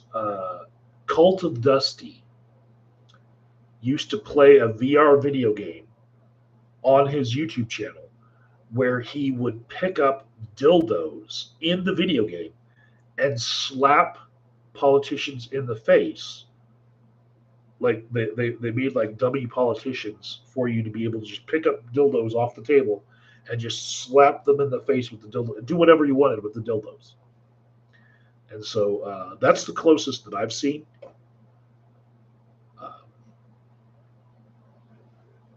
Next in the crime and homelessness segment, Vivek Ramaswamy said that we need more psychiatric facilities and more faith-based solutions. He also said close the southern border and enforce laws. Uh, but as far as needing more psychiatric facilities, as a professional in the mental health field, I do agree, but I don't think that locking people up is, the best or only solution to this issue of crime and homelessness. I will say at least 10 to 20% of the homelessness that I see in Denver could be helped out with inpatient facilities for mental health issues. And that is a good number of people. So if you want to have these inpatient facilities be open to programs like that, we're talking something on the level of like 10,000 people. There's no such thing as a 10,000 people facility. Most of the programs I know of have less than 100 people at a time, right? There's a huge need for services in my city, in my state, you know, and those psychiatric facilities are just not there.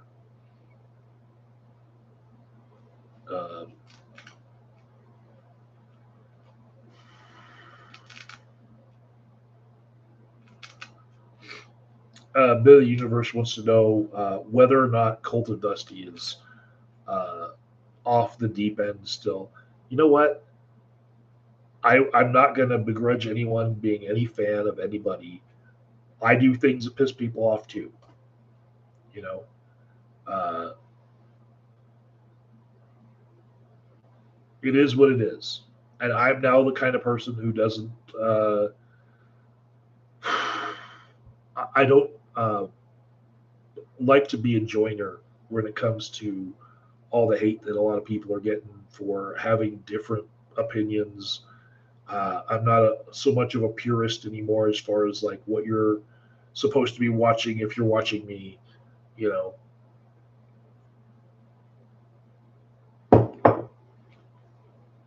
a good number of things that you would call political issues. Cult of Dusty and I would agree on. We were both part of the same, atheist subculture here on YouTube 15 fucking years ago, right? 10 years ago, he got a lot better at it than I did, and I kind of faded into obscurity, but uh, we both went our separate ways into like other subjects. And the thing is, the more subjects you talk about on your channel, the more you divide your demographics that are watching you in half. Because anything that you talk about, if you have a different opinion on it, uh, you're just alienating another set of people. So the best channels, I guess, as far as maintaining everyone who's watching them, liking them, talk about the same subject over and over and over again. And that's why I'm not successful at YouTube and I only have 7 viewers right now. Let's see.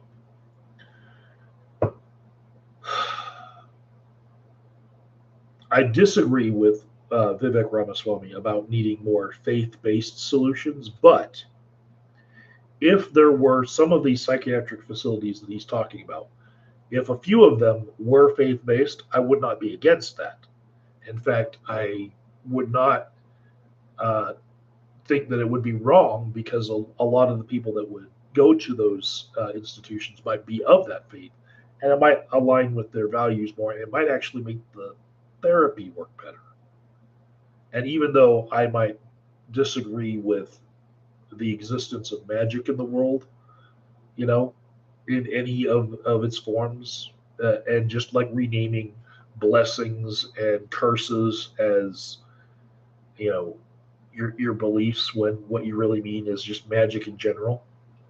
Miracles are not magic. What? They break the laws of physics and they just happen you know, in a magical way. Like, what's the difference? Oh, it's related to your religion. Okay, so I don't believe in magic, and so if you're trying to come at me with a faith-based solution, it's probably not going to work, right? So I don't think that all the new psychiatric facilities should be from faith-based organizations, but some people actually do believe things that way, and so for them it would be good. And we need to reach everyone, right? And although I think that I'm probably right in my beliefs about the existence of magic, I'm in the minority, and I'm not the only motherfucker that is going to be served by this system, right? So we need to have services that cater to the beliefs of other people. It's fucking America, we're a melting pot, right? If we're not going to have people smoking fentanyl on the streets all the time, we need to have services that reach people where they're fucking at. And trying to change someone's religion before you get them to stop smoking fentanyl is not the right approach. You need to meet them where they're at and treat the fentanyl as like the primary issue, because like they said in this fucking debate, 70,000 people a year dying to fentanyl overdoses is not good. Not good at all.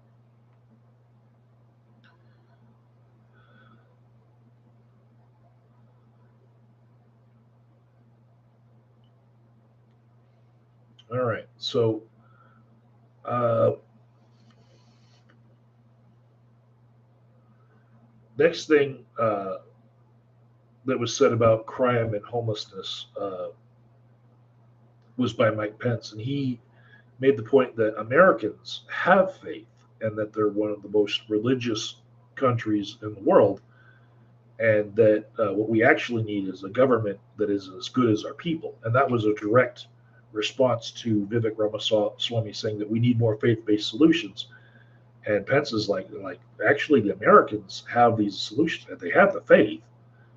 We need government that is as good as the people, is what he's saying. Like, don't Pence is basically saying, quit shitting on America, fucking Ramaswamy. So then DeSantis chimes in and he's like, these hollowed out facilities are a result of Soros funded DAs getting elected and then refusing to do their job. And him calling out George Soros, that's a buzzword.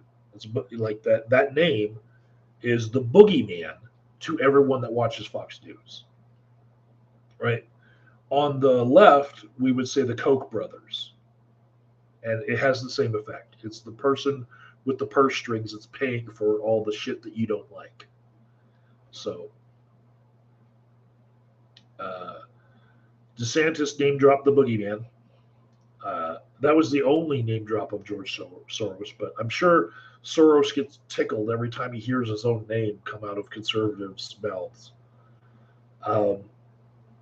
Then Burgum said, small town values are the way back for America, which reminded me of the whole try that in a small town Jason Aldean song. Then Asa Hutchinson said, we need to enforce laws and deal with fentanyl. We need more drug treatment. Inner city smash and grabs are bad, which the smash and grabs thing, there's a whole bunch of videos of that always gets aired on Fox News. Every day that I end up being subjected to Fox News by like visiting family that watches it, there's always like smash and grabs. I don't see this in the news anywhere else, but they really hate smash and grabs. Like there's these it's like a flash mob, only it's for crime. They all show up in the same place, and they've all coordinated that they're all going to smash and grab at the same time, and they can only catch some of them. And they walk out of stores with hundreds or thousands of dollars worth of shit.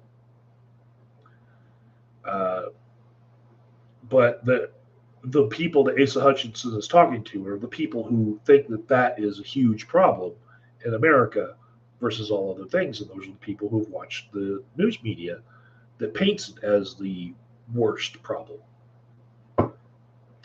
Then Asa Hutchinson did not get a good response from the crowd when he said that President Trump undermines the rule of law by attacking prosecutors and judges with social media. And there was this like undercurrent of boos. I was like, well, I agree with him, but he's not winning any votes when he says that, because Trump still is a big name in the Republican Party. Well, maybe he's winning some votes of the Republicans that are sick of Trump now. All right. So the next thing I saw, I'm watching it on Rumble, and they're basically rebroadcasting Fox News, right? It was a commercial for the Patriot Power Pack. And what I was taken back by was the debate was just talking about how Biden's green energy things like solar energy and batteries, it's giving China money, and it's creating more fossil fuel problems than just using the fossil fuels in the first place, right? That's what that was their talking points. And then in the middle of all this is the Patriot Power Pack, which uses solar panels to charge up a battery that you were then able to go camping with. Like, product placement was not a forethought for this company in this, or maybe it was. Maybe you're thinking, well, that's when you're going to get the most viewers, and they have very short memories. But then there was another Rumble commercial highlighting the censorship of other social media, such as YouTube. And, if you have the wrong political opinion, you're likely to get your video pulled. And I'll say, like, it has gotten bad. I used to have a weekly show, the Weekly Flags Recap, and it has gotten bad as far as people just disagreeing with people and flagging down their videos just because they disagree. Not because they should be flagged down, just because, oh, you're part of that other tribe. Let me flag you down. So Rumble is where a lot of these people who are the victims of that have run to so that they can't get flagged down for their political beliefs. And now we have a whole nother platform that is basically the Wild Wild West with no controls on it whatsoever. And we are the reason why it was born. Then there was another gold IRA commercial trying to steal people's retirement funds, and Fox News feeds it to their own viewing audience. They should be ashamed of themselves, yada, yada. Next, they came back from the commercial, and Brett Baer said, we need to talk about the elephant that's not in the room. And at first, I thought that was a fat joke, because he's talking about Trump, right? He's not at the debate. And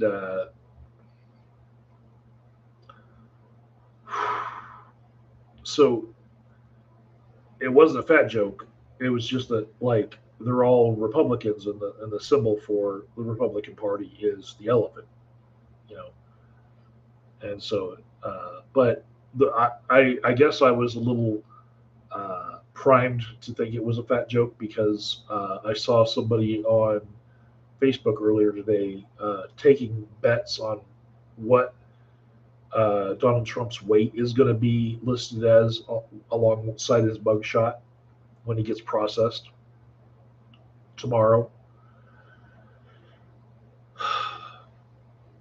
Then Chris Christie was the first to talk about Trump not being there, and he said that somebody has to stop normalizing this conduct, which is unbecoming of the office. And there was a lot of booing to that. Then Vivek Ramaswamy, he said that Trump was the best president this country has seen in this century. And then he said that Chris Christie's running on vengeance. So he was like, attacking Christie, and then there was some boos when Chris Christie tried to respond to that, and then the crowd was admonished by Brett Baer, the moderator, for delaying the whole show because the longer like people can't be heard, then the longer the show is being delayed, and they only had 2 hours. So then Christie finally gets to say that Vivek Ramaswamy's book actually says that it says bad things about Trump, and he's like, that's not what your book said. That Trump is the best. You actually have bad things to say about him. And Vivek Ramaswamy's like, liar. And I guess now we're all forced to go read Vivek Ramaswamy's book if we want to know the truth about the situation, about what he said about Trump in his book. Then Christie said he will not bow to Trump because Trump tried to suspend the Constitution, and Chris Christie believes in the Constitution. And I like that Christie separated himself from Trump, but to me, being a guy on the left, uh,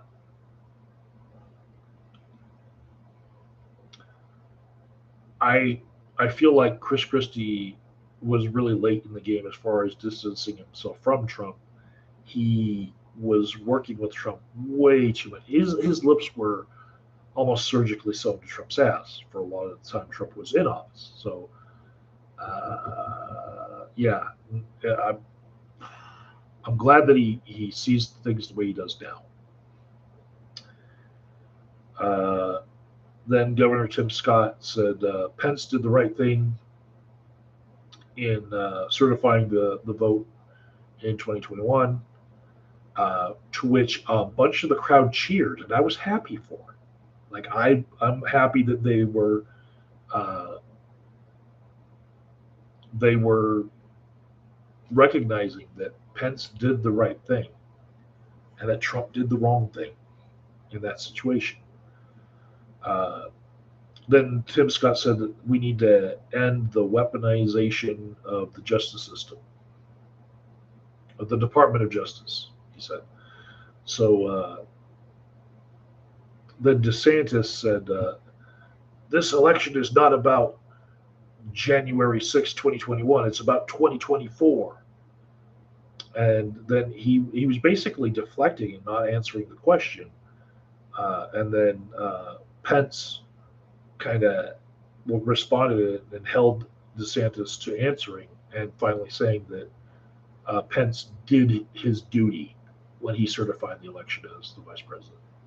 But the way he said it was like really begrudgingly, like, yeah, he did his duty. Um,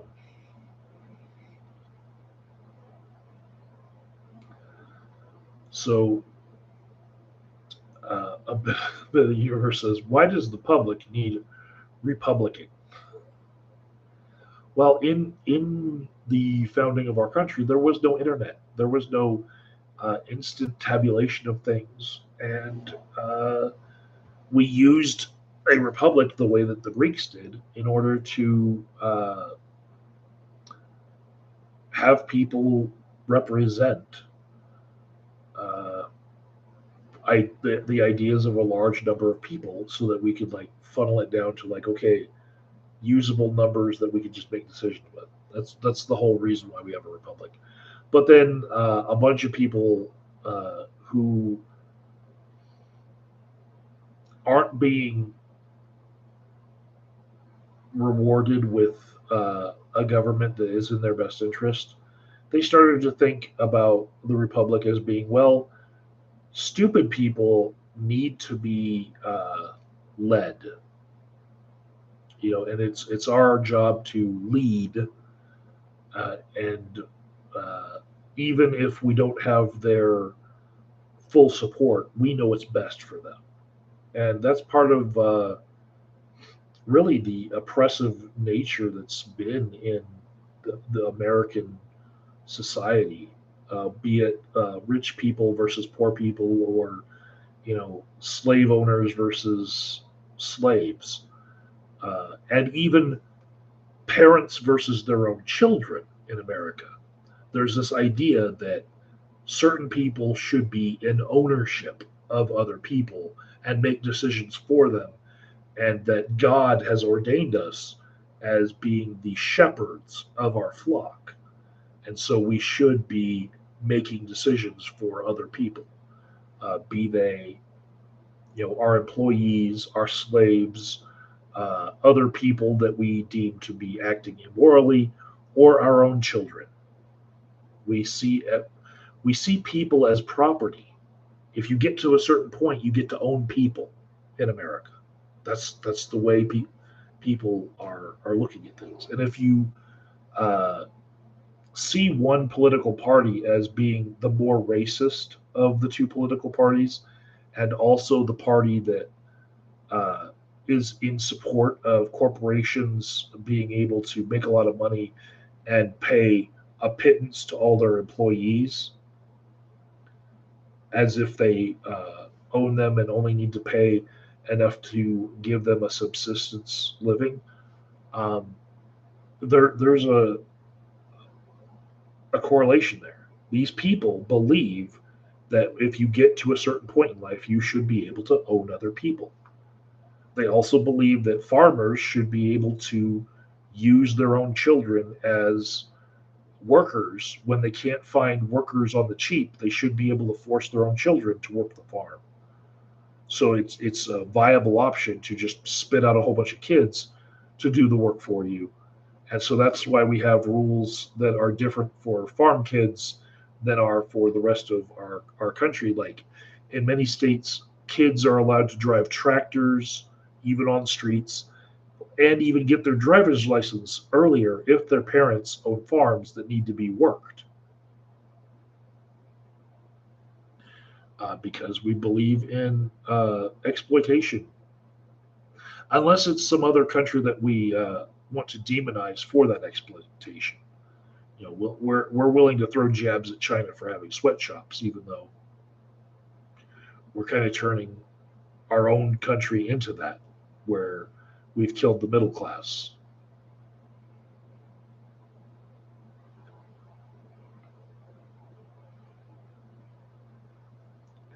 Anyways,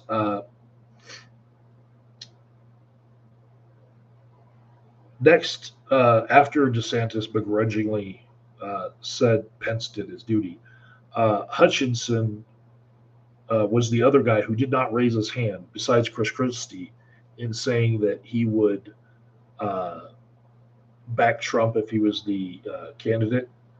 And so Chris Christie said it was because Trump tried to suspend the Constitution. Hutchinson said Trump could be disqualified by the 14th Amendment come the time that he wants to run for office. So he won't pledge to support him because a felon, for the reasons why Trump is facing charges, would not be able to run. So he won't support him even if he becomes the nominee because uh, he believes in the Constitution. So there's two people who did not raise their hands that they would support Trump, even though they kind of signed a thing to be on that stage, saying that they would support the eventual candidate. And everyone on that stage signed it. That's why Trump didn't go on stage, because he wouldn't sign it, because he would only support it if it was him. So uh, then Chris Christie said that Mike Pence was a hero, and we as a party need to dispense with Trump. And I totally agree with both of those statements. That in that moment where Mike Pence decided to certify the election, even though there was a crowd outside chanting "Hang Mike Pence," I think he did the right thing. And I am happy that somebody with principles was in that position. Because uh, anyway, um, the Republican Party needing to dispense of Trump in order to move on. I believe in that too. I'm not even like somebody who's going to be voting Republican or anything, but like if they're going to prosper as a party going forward, because they have no party if Trump is the party. You know, they had no platform other than whatever Trump wants. It was a cult of personality. So hopefully they can dispense with him pretty soon.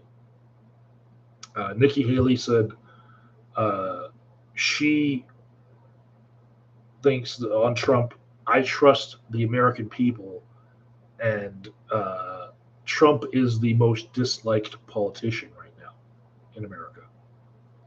And that's kind of a cop out, but whatever. Burgum said we need to talk about real issues like China.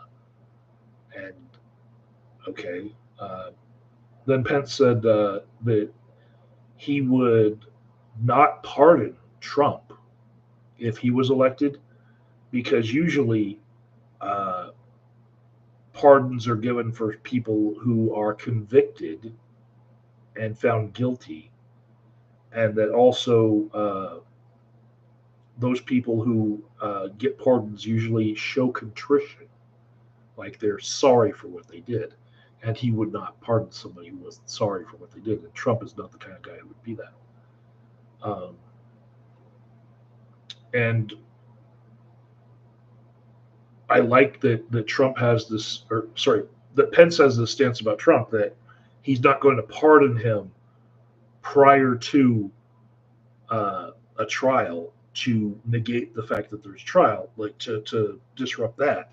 He's going to wait for a guilty verdict in order to not preempt justice. I like that. And the whole contrition thing, I get what he's saying. You know, I think that some people, it might still be in the interest of the country or the state to pardon them, even if they're not contrite about what they did. Uh, there are cases where you wouldn't need that contrition, but in this case, that's not one of them.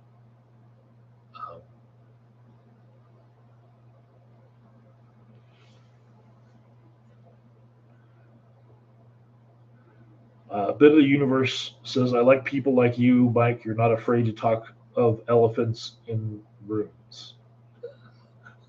I have actually said that in my practice as a therapist. That it's kind of my job. Like if you're talking around something and not getting to the point, and I can see this shape appearing in what we're saying, what we're talking about, what I'm hearing. It's my job to like call it out and say like, well, what about this? It's right there. It's fucking obvious, right? Uh,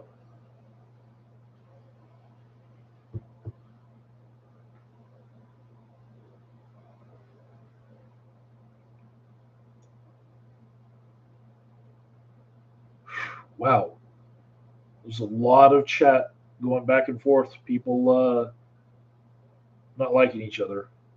Back up to 6 viewers. Great.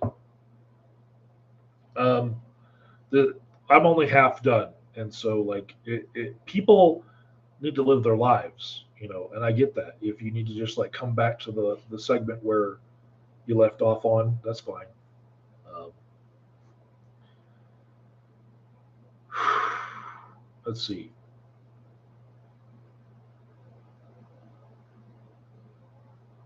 The last thing that Pence said in that segment about the elephant that's not in the room, he said that President Trump asked him to put Trump over the Constitution in that moment.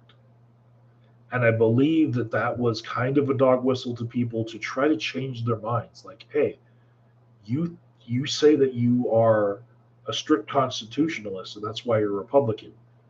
Maybe you shouldn't be backing Trump, because in that moment, Trump was in the wrong and was being against the Constitution. So he was beckoning, hey, Constitution, Constitution, you know, buzzwords. Um, the next segment was about the Ukraine and whether we should send more money to Ukraine. And Vivek Ramaswamy was like, fucking hell no. And DeSantis was like, no.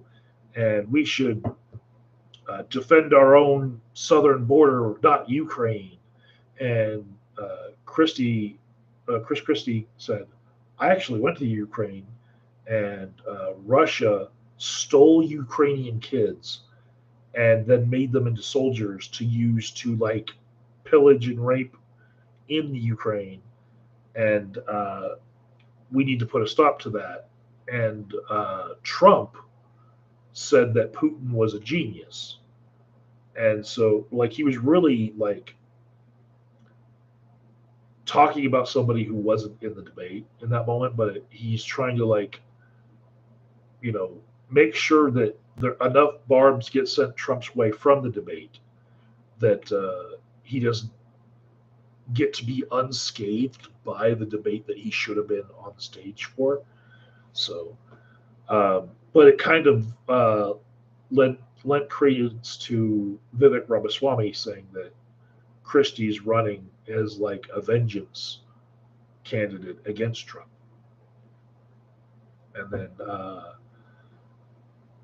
Mike Pence said, we can do both things. We can fund the Ukraine effort, and we can fight on our own southern border in order to protect it. And Pence said that he doesn't want to lose U.S. soldiers if we have to go protect NATO from Putin using his army to like steamroll into NATO countries, which is what you would do if you won in the Ukraine. So I felt like Pence made a lot of good points right there, and or like the first part of this video, someone said, "Who do you think came out ahead?" At this point in the debate, I'm like, wow, Pence is really getting a lot of respect from the other candidates. He's really coming out as being, you know, quite the rose here, even though his actual beliefs are like ultra conservative. His principled nature is what makes him stand out amongst that crowd. It's just, you have to respect that he's got principles, you know. And so then Vivek Ramaswamy retorted to Pence and said that we're driving Russia into China's arms, which I don't know how true that is, but Pence responded to that saying that we achieve peace through strength. Like, being strong is what makes us better off in the end. And then Pence was then admonished by the moderators for speaking too much. And they had to remind him, hear this bell? Ding. And so then they gave Vivek Ramaswamy 30 seconds to respond to Pence, who said, we need to protect our homeland, and we need to use our resources for us. And so that was the end of that little skirmish on the debate stage. Oh yeah, a bit of the universe. Pence is actually running right now in the primary, and Trump is also running for president, has declared his candidacy. But there were 8 people on the debate stage that are running, and then Trump is also a declared candidate, the 9th one. And then there were 4 others that were not allowed on the debate stage because they had not met the requirements of being on the debate stage, because they hadn't raised enough money, didn't have enough followers, you know, stuff like that. So, yeah, Pence is running against Donald Trump for president at this moment right now, and probably would not be his vice president if Trump were to somehow win the nomination by not participating in the debates and just being popular with enough people. Let's see. Nikki Haley then said about the Ukraine that the American president needs to know the difference between good and evil, and painted Putin as being evil, and said that the Ukraine is the first line of defense, and that we need to have the backs of our friends in order to avoid World War III. And then there was like this fight between Vivek Ramaswamy and Nikki Haley, where they were talking over each other, and I really could not understand a fucking thing in that. And that's where I didn't like try to pause it and then like go back and listen to it. I was like, that's my takeaway. If I was watching it just live without the ability to rewind, I wouldn't have gotten anything from that little skirmish between them. But then Vivek Ramaswamy said, I love Israel's tough on crime attitude, and I've been in Israel more than any of the other people on this debate stage, and I really love Israel's border policies. And I completely disagree with that. It's only the link between evangelical Christians and the thought that Israel is important to biblical prophecy that is the reason why we stand with Israel on so many things. Israel has policies with their borders and with their tough on crime stuff that are akin to apartheid. And I'm not the only person to point this out. Like, we called out apartheid in South Africa, but the same fucking things are going on in Israel, and we don't call it out. And for Vivek Ramaswamy to be a person of color who's like so hell bent on like seeing the southern border, blocked off from people who are seeking refuge who are also people of color, and then to be basically an anti-Palestine,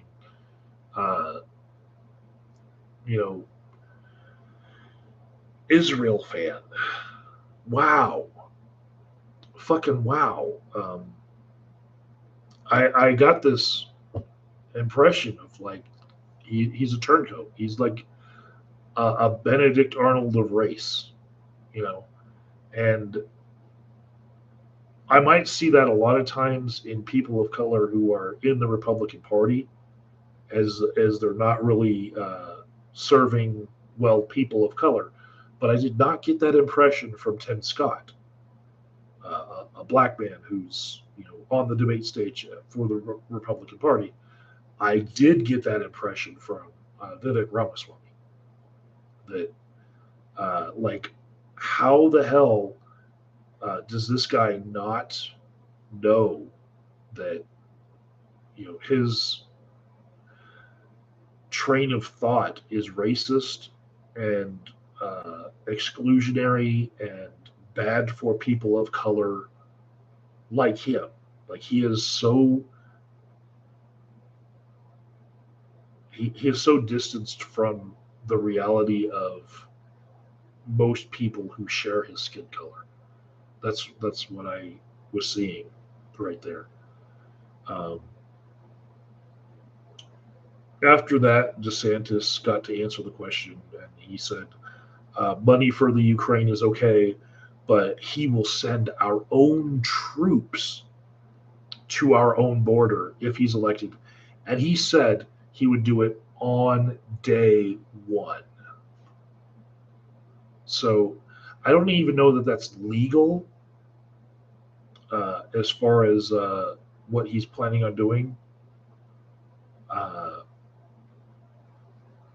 I'm sure he'd have some time to be able to figure out which parts of his plan were legal and how to make a force there. But like, we should probably use Border Patrol in order to do the Border Patrol job, you know. Linus says, dude needs to get a life. I don't know who they're talking to. Is it me or Bruce? Uh, a bit of the universe says he doesn't like the way Pence looks like a shitlord. You just know he's up to no good. There was this fly that landed on Mike Pence during the presidential debate. You know, the between him and Kamala Harris. There's just like a fly that landed on his head, and it became like a meme. The fly that landed on his head, and everyone could see it. And it's time for that meme to come back. All right. The next section of the debate was about China. And Burgum said, as far as China is concerned, we need to have anti-warship missiles in Taiwan. Biden green-lighted Putin being in the Ukraine, which seemed really like other people on that debate stage should have challenged that. That was one of those like fact check the fuck out of that thing. He said other things about Biden, and then he said Biden wanted 87,000 IRS agents instead of 87,000 Border Patrol agents. And so, yeah, I do remember that they wanted more IRS agents, which would have increased tax revenues from people who are dodging their tax obligations because they're, you know, they're taking advantage of the fact that the IRS is underfunded. And again, just like teachers and policemen, I think the IRS would be able to do its job in getting more money from those people who are in the position to quote unquote own other people. I'm quoting myself from earlier in this show here, but yeah, the ultra rich that are getting away with fucking murder on their taxes because we don't have the IRS agents to actually do proper audits. Yeah, we would have more of their money that should have been gone to the government, and instead, what we have is poor people subsidizing the rich, and the Republicans basically being okay with it being that way. Our rich are on welfare. We have welfare for our rich. PPP loans, anybody, which were not discussed at all in this debate. They wouldn't be. It's mostly a lefty issue. The fact that all these companies got loans that they didn't have to repay, and they were able to, you know, fraudulently get millions and millions. You know, because people on the left are more about like what's happening to the little people, and how are the rich people always able to screw us out of more money at every turn, you know, stuff like that. Anyways, Tim Scott said closing the southern border would save deaths from fentanyl, which are at 70,000 people a year. Now, I agree with the number that 70,000 people a year are dying from fentanyl. I am an addiction counselor, and I would like to see that improve drastically. Fentanyl is killing people more than suicide, which used to be for white people like me, used to be like one of the number one things that killed people around my age demographic. But now it's being kind of outpaced by fentanyl, right? Like, I'm supposed to be in the demographic that right now dies of like suicide or heart disease or listening to too much country music. Like, fucking fentanyl? Like one drug just jumping to the top of the fucking list? Wow. COVID was there for a while too, but like, goddamn, fentanyl? I'd like to see, 70,000 people a year, like live to see another day. Okay, but I'm not so sure that closing the southern border is going to achieve that. For one, there's so many fucking tunnels underneath the fucking border already that like they can like drive trucks through. They keep finding them, and then there's the fact that there's airplanes that they're not searching because we don't have enough security and police because we have not spent enough money on these things. Um, then there's the fact that we could just be educating children on the dangers of fentanyl, but we don't spend enough money on education to even warn kids that, hey, if you smoke that blue pill, you're going to fucking die. Uh, in fact, there are many parents who would not want their kids to even know the color of that pill. Just like they don't want them to know about the existence of condoms or birth control or anything. Like, there's a lot of parents who just want to shield their kids from any fucking truth whatsoever about the world. So, education might do better than closing the southern border wall.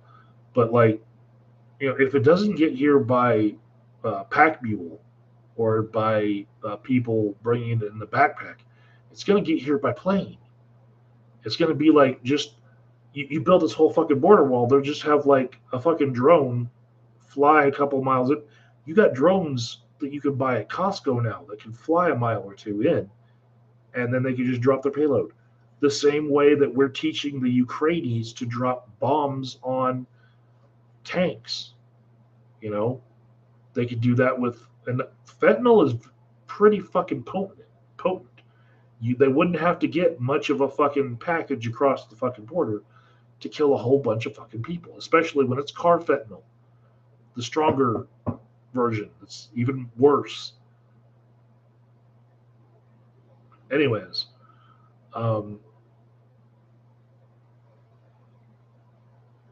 Tim Scott said that it would cost $10 billion to finish the border wall and $5 billion more to put like security systems on it and stuff. And honestly, when I look at that price tag, it's not that big of a thing compared to the rest of the fucking budget. And prior to Trump, the whole border wall thing, there were a whole bunch of Democrats who were in favor of the border wall, right? It was Trump making it his issue that turned a whole bunch of Democrats against it because it's tribalism in voting nowadays. It's like, if it's going to give them a win, we can't give them a win. But prior to being against the border wall, a bunch of Democrats were actually in favor of voting for it and funding for it and all that. And then all of a sudden, when it's a Trump issue, it's going to give Trump a win, then they're against it. And if all it took was $10 billion to finish a pretty solid border wall, and then like $5 billion more, I'm like, well, that's some work for workers, and they're building something, and it's going to be another government project, just like all the fucking earmarks that they have, all the fucking pork barrel spending. I'm like, well, somebody will have a job. I would rather there be like infrastructure jobs that would replace like bridges that are about to collapse, or fix the interstate highway system by filling potholes. But I just went on a very large road trip. I'm down to 4 people in my fucking viewing, so thank you, the 4 people who stayed. But it doesn't matter if you stay or not. I'm just like spouting my views, getting it all out there.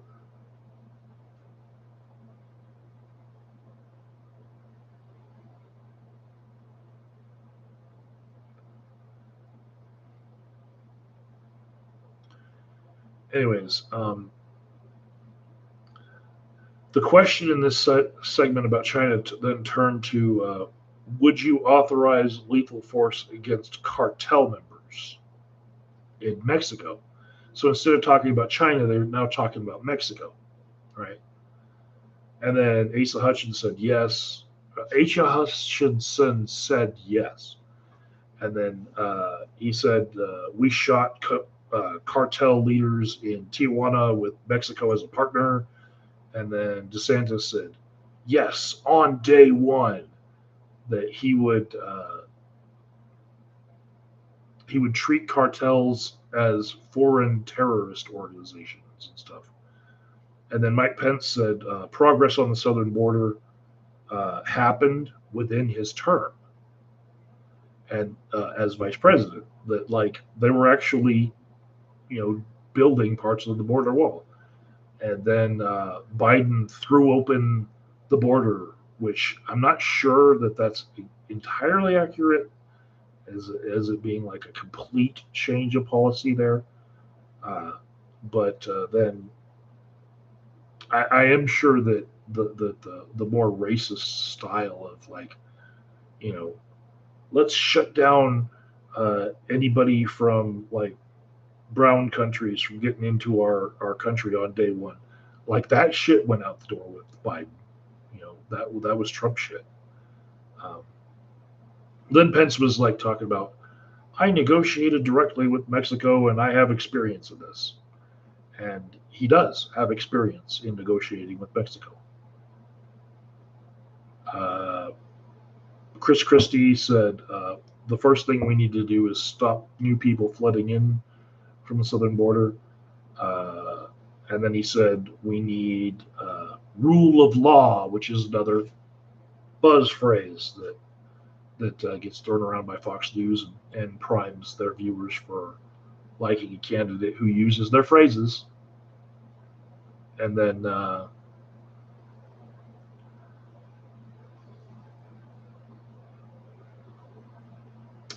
Christie said that we need to not reward people for breaking the law. And then he said that China is the source for the fentanyl that the Mexican cartels are shipping across the U.S. And he characterized it as an act of war. And I can't speak as to the validity of that chain of custody of the chemicals or the fentanyl itself, but I can say that I've heard that story multiple times before, and many different news outlets just don't have any personal knowledge as to where the fentanyl is ultimately coming from. When I smell it all over the streets of Denver, it smells like somebody left a bag of popcorn in the microwave and set the microwave to burn it for an hour.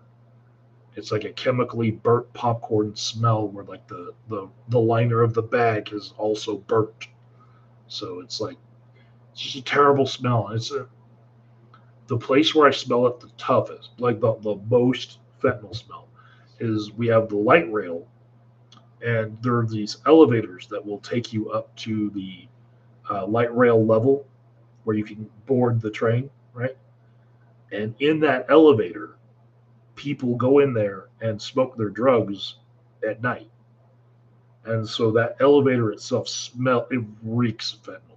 And this is at all the different light rail stops. And it's the kind of smoke that like sticks to things, and the smell just stays as a residue in the air. It's just it's disgusting. Um, if you didn't like the smell of skunk weed that people smoke, you're not gonna like fentanyl. It fucking reeks. Um,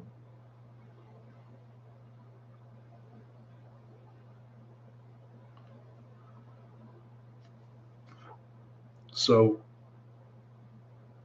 let's see. The next topic was education.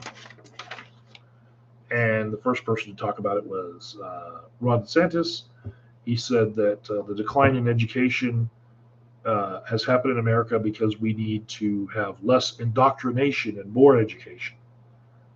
And so that's just demonizing teachers as being a source of liberal propaganda. And maybe if you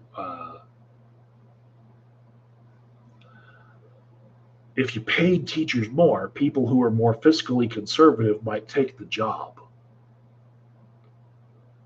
But fiscally conservative people are primarily concerned with their own income.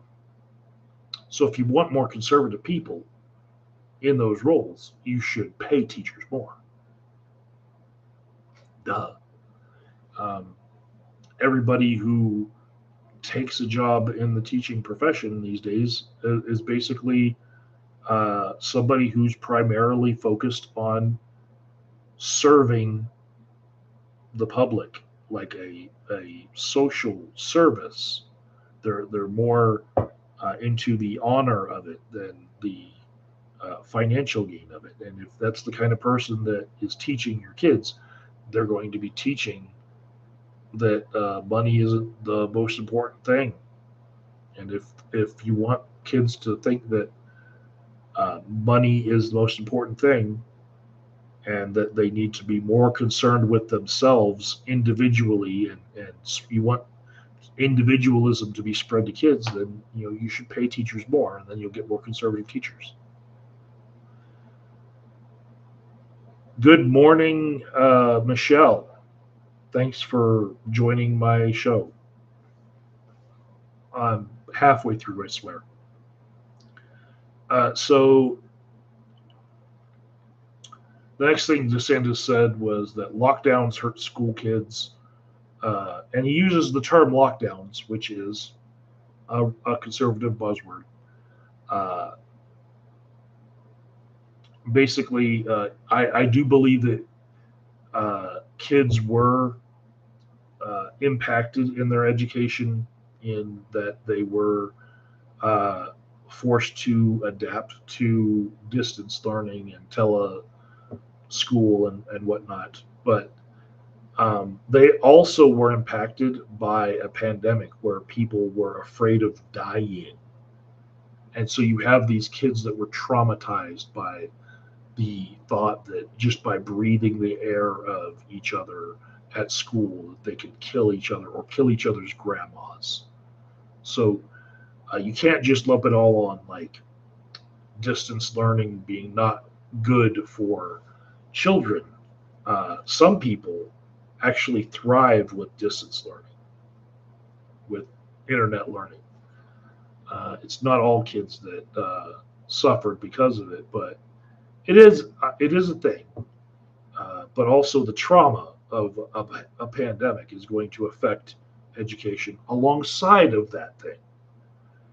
So it's not just the social distancing being in and of itself an issue. The trauma from the fear of death, uh, something that was an invisible specter that could happen at any time, that is something that's going to affect kids. DeSantis then said that we eliminated CRT and gender studies from K through 12 schools, and yeah, he did. That was not wrong what he said there. They completely attacked that. That was like the theme of the last 3 years.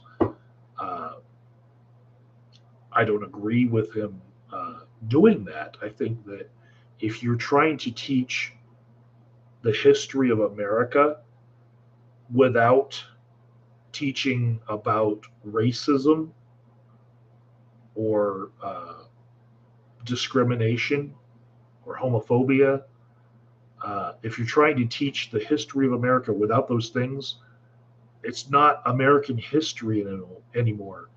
It's American fantasy. It's like a rethinking of our whole history. So, uh, yeah. And the things that they say that they eliminated, that they called CRT, don't really uh, they don't really fit the definitions of what CRT was when they learned what it was. Uh, it kind of morphed into its own. Basically, anything that makes white people feel guilty about what their ancestors did needs to be removed. Don't make, if any white person feels any bit of anxiety about what they're learning in school, they need to remove that book from school. Um, it was about, I think, 30 years ago that Rage Against the Machine was saying they don't gotta burn the books, they just remove them. Yeah, fucking prophetic that was. Anyways, uh, DeSantis also said that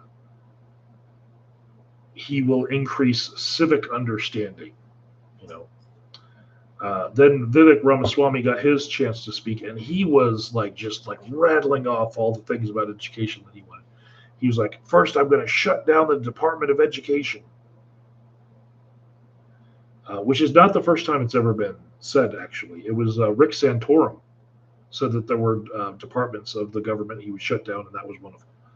That was way back in the day. Anyways, uh, Vivek was saying that school choice for everyone needs to be a thing with like vouchers for people to be able to select what schools they want to go to. That he would end teachers' unions, which, by the way, would be unconstitutional because people have the right to freedom of assembly, motherfucker.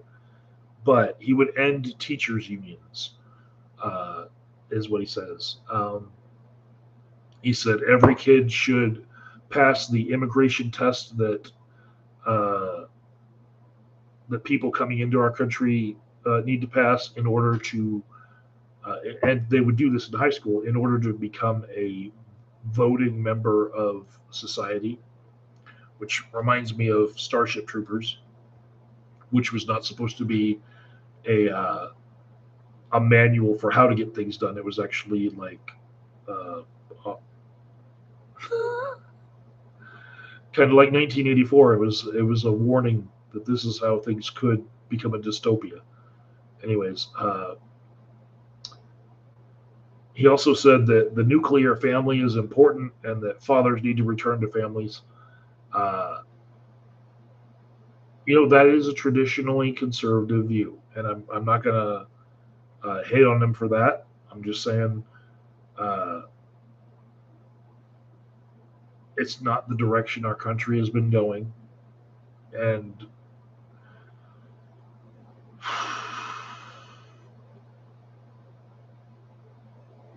yeah, if you wanted more kids to have more parents in their families, you would support gay couples adopting. You could actually have two dads. If dads are what makes a family good, then why not have two of them? You know, uh, but whatever. Uh, Bergman, he was like, we protected women's sports in North Dakota as part of our education stuff, and I was like, okay, that's a little weird, but that doesn't really help the education stuff. It helps the school sports stuff, but okay, go on. Uh, he said the idea that every teacher is indoctrinating students uh, is like a joke. It's not really true, and that we need to have innovation in education. So like I agree with him there that like not every teacher is like trying setting out to indoctrinate their kids. They're trying to like teach them the ABCs. It's like you got this standardized test. You're trying to teach your kids to be able to uh, pass, and if you stop for indoctrination, each day, like a little bit of indoctrination, that's time you could have been spending trying to get their grades up. You know, so it's not every teacher that is indoctrinating, but I would say a lot of the indoctrination that I used to uh, complain about as an activist 10 years ago was that uh, faith-based organizations wanted to insert themselves into everything, especially with children. They really got to reach them when they're young, you know. Uh, Nikki Haley said there are crazy woke things in school, and threw out that woke buzzword. That was the only time in this discussion in 2 hours that the word woke was used, and it wasn't by Ron DeSantis, which surprised me. Uh, she said we need more reading in schools, which I agree with. She said we need vocational classes, which I also agree with. Those would be great for education.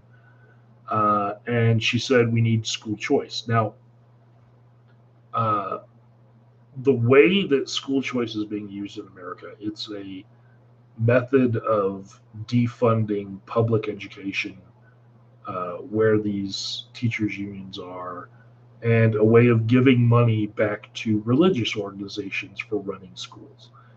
And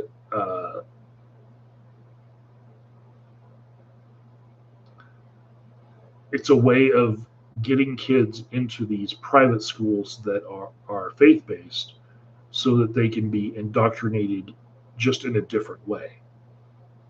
You know, you got either the public school where you're going to have teachers that are dealing with their own poverty and having gone to liberal universities where they were taught liberal ideas that they're sharing with children, or you've got the private schools where it's got a faith-based curriculum, which sometimes is counter to available science, but it should be an either or thing. And I really think that uh, an overhaul to our entire school system is uh, kind of indicated by everything that we're going through. But I didn't really see the answer to it, to the problem with what the Republicans were putting forth in this debate, you know. But I would agree that there are problems with our education system. I actually, in my experience through the education system, I almost felt like it was more of a babysitting system. The K through 12 system just keeps people from doing things that they could have been doing elsewhere. Uh, it kind of retards your uh, education to the set progression of year after year. You should be at this level, this level, this level. And I felt like I probably could have learned all of what I learned in high school by the time I was out of middle school, but it was just doled out in a step, uh, in a progression that was meant to hold people back. And really, uh, it was like a giant babysitter service so that your parents could go to work, so that both parents can go to work to feed this corporate machine, which then is the whole reason why we don't have that same nuclear family that Vivek Ramaswamy is talking about, because fuckers like everyone on that debate stage are in the pocket of fucking corporations, or even Vivek Ramaswamy not taking like the same sort of PAC money. He's still going to vote for laws that are going to strengthen corporations' ability to not pay their workers a livable wage, to the point where both people have to work, which makes people not available for their children, which increases the indoctrination of children because their parents aren't there. So it's like other outside influences are getting to them.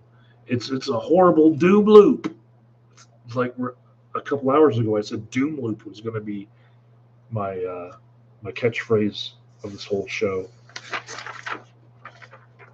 Right after that, there was the lightning round, which actually uh, Bergman wasn't able to even be a part of. There was only 6 people who got to have their lightning round question, and so it was Nikki Haley and Bergman that didn't get asked a question in the lightning round, and so and that was up to time because the crowd was booing, and that's the moderators not cutting off people in time to be able to have the time to do the whole thing. But the first one was Mike Pence saying that mental tests aren't needed for politicians that are old or even all politicians, that the American people can decide who to vote for based on, like, debates and performance. And he kind of sidesteps the issue of what should be a mental health checkup or like just a physical checkup, like to see if like anything's wrong with someone's brain, by saying that the American people should decide, and that's kind of a teaching that most people who watch Fox News are not going to disagree with. American people need to be able to decide, yeah. Except, they're supporting the party that supports corporations, which really limit people's ability to have any sort of impact with their own feelings on matters, because whatever helps corporations is what we're going to get.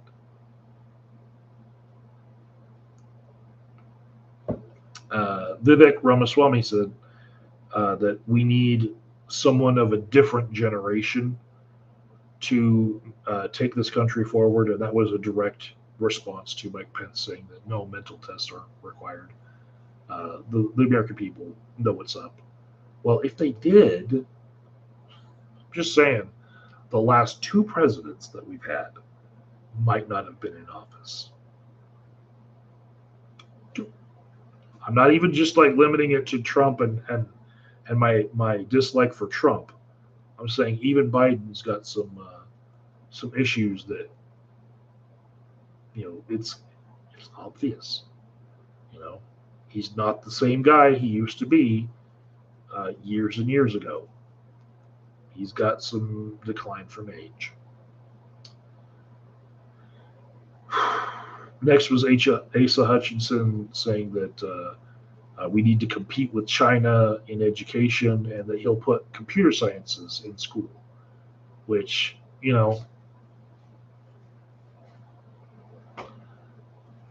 I agree with putting computer science in schools. I enjoyed it while I was in school. I don't know that you can take it out of school these days.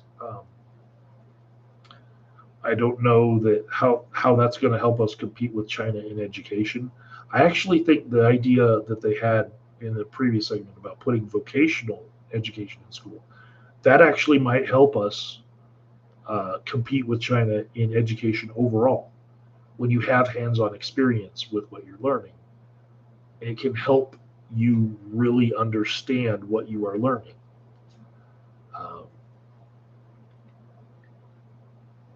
Tim Scott said Judeo-Christian values are what we were founded on and what will make us great again.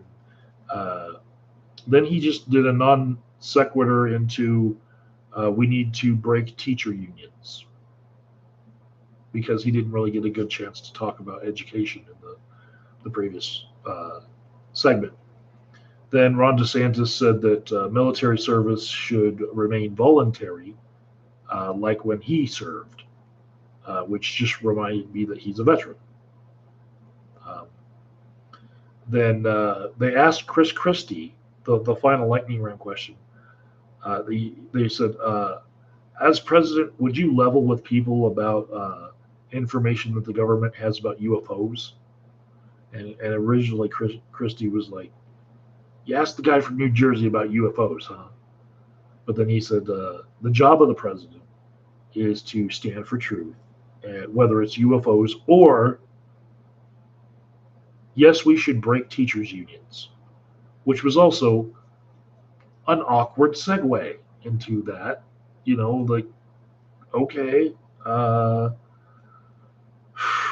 Then there were some commercials, more about the Patriot power generator was in the commercials, even though these guys are against China selling us batteries and solar panels and stuff.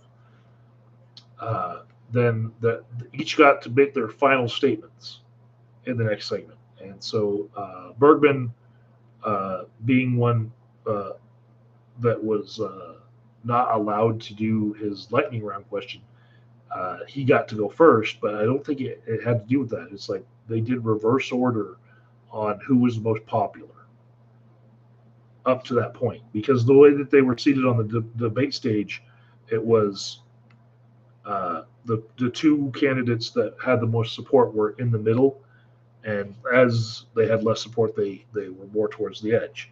And so Bergman said Biden's inflation is choking us. He grew up in poverty, so he understands how poverty works. Then he talked about fentanyl, prices going up, the border, and focusing on innovation and cutting red tape.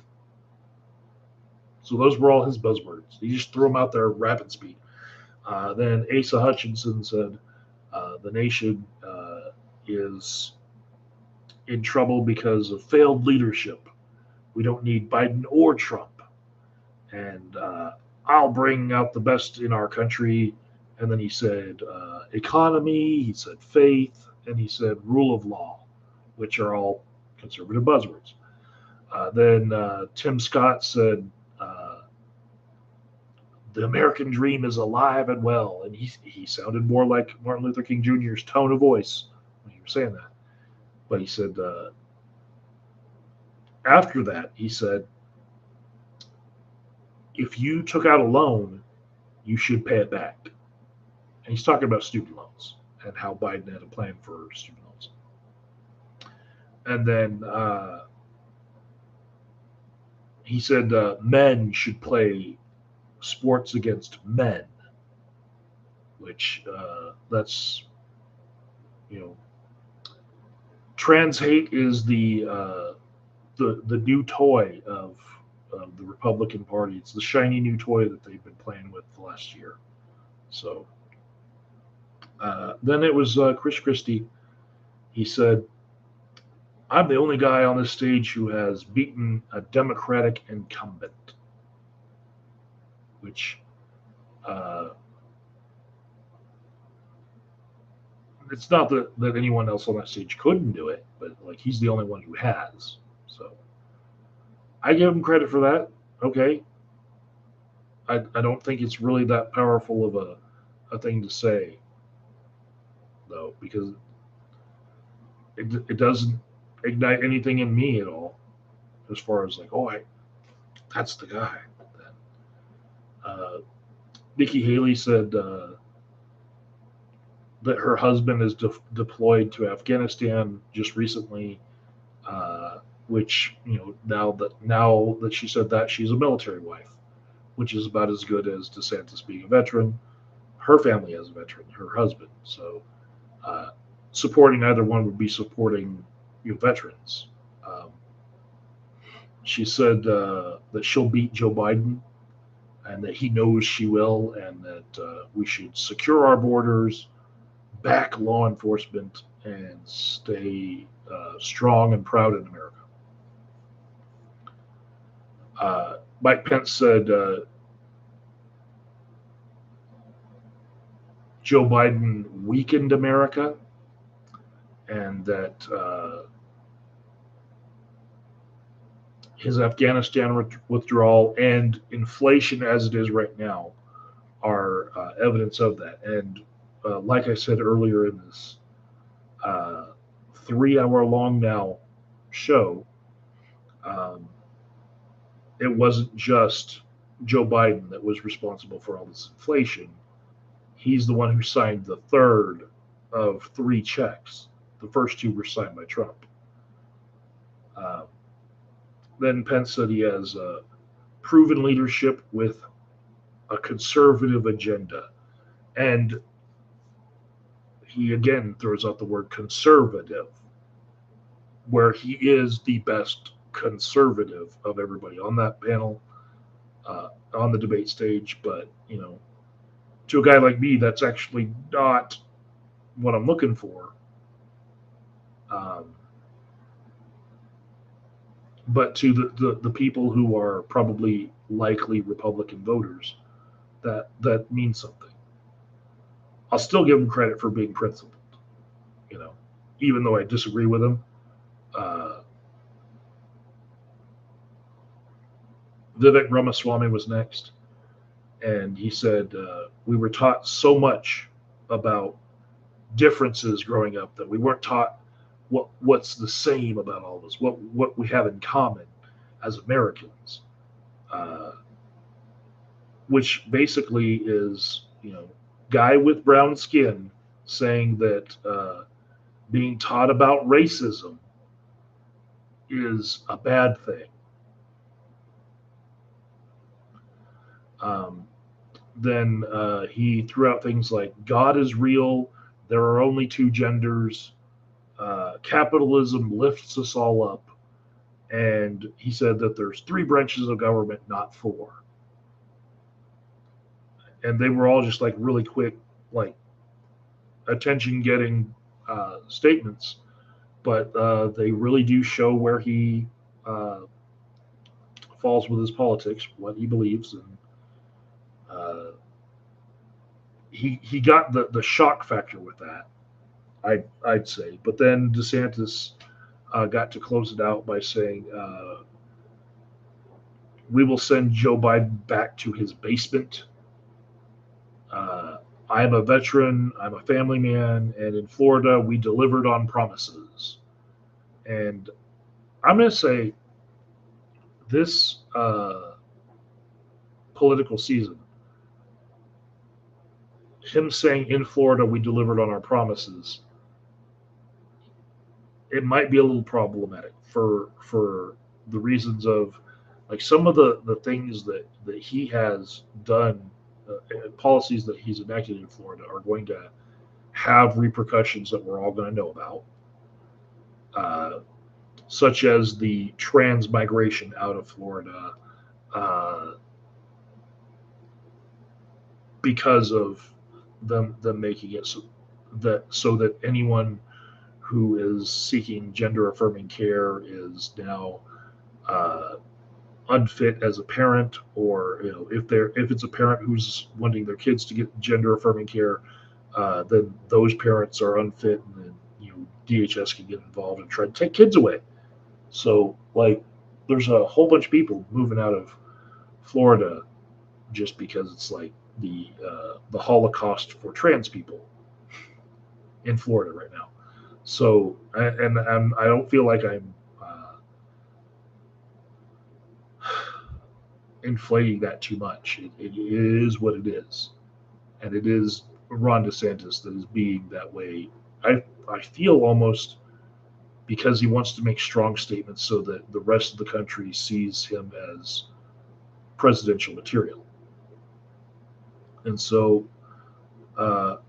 what I also see like brewing right now is that we are in an El Nino year, hottest year on record, and there's a big chance that a really strong Category 5 hurricane is going to rip through Florida this year, right? I'm saying this at the end of a show on August 23rd, right? The water is warm, very, very warm. If a hurricane gets into those waters and then it gets supercharged by these hot waters and then hits Florida, there will be a level of devastation from a hurricane that we've never seen before, right?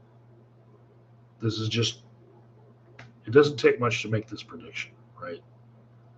So if that happens, the person who gets on stage and says that climate change is not real, when climate change is the reason for the strength of the giant hurricane that just hit his state, that's going to be bad for him politically, And I'm thinking all of his policies about closing the borders would make it so that there would be a shortage of the type of construction workers that would take to rebuild a state after a hurricane rips through it. But none of the people who would hop the border in order to come fix his state are going to come back anymore, because we've already seen job sites where his policies about illegal immigration have basically emptied out whole construction sites of workers. So this could be really, really bad for Ron DeSantis in resting his laurels on what he has done in Florida.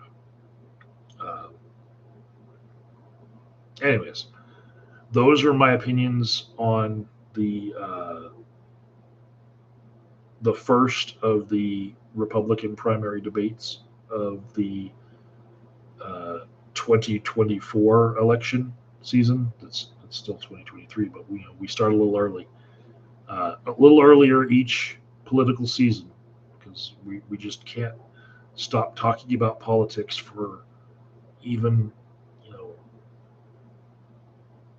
a day, just to give ourselves rest. The next presidential election season starts the day after we vote, basically.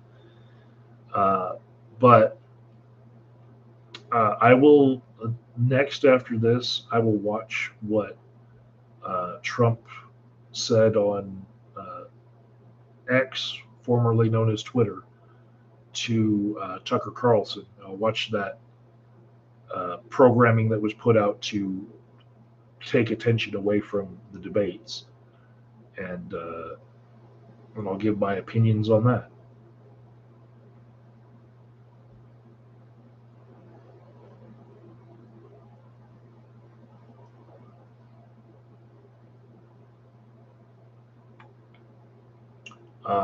Fist to the Heavens thinks that the hurricane season is going to be less than last year instead of more, and that TikTokers made up shit to get viral views.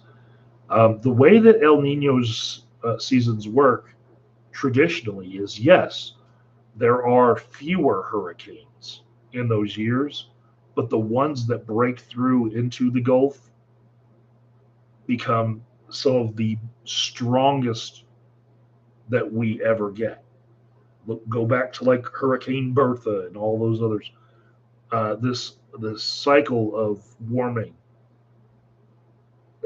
El Nino itself is not like a global warming thing. It's a cycle in and of itself, the El Nino La Nina effect. But the general temperature being a couple degrees warmer with the inclusion of global warming, that is what is making this El Nino the worst that we've ever had. And the one that it happens after this one, it could be 5 or 6 years into the future, that El Nino will be worse than the one that we're going to have now. But as far as the number of hurricanes, El Nino years tend to produce less in number, but worse in severity. Check my science on that, anybody, because I am speaking outside of my expertise. I'll admit that. I'm not a climatologist as much as I am into the behavioral sciences. But these days, everybody has an opinion on everything, right? Right. Probably make another video tomorrow night as far as the President Trump interview by Tucker Carlson. So if y'all want to fight in my comment section again tomorrow night, then go ahead and show up tomorrow night, and you can not talk about what I'm talking about and talk about shit that is completely unrelated. That's fine. See you then.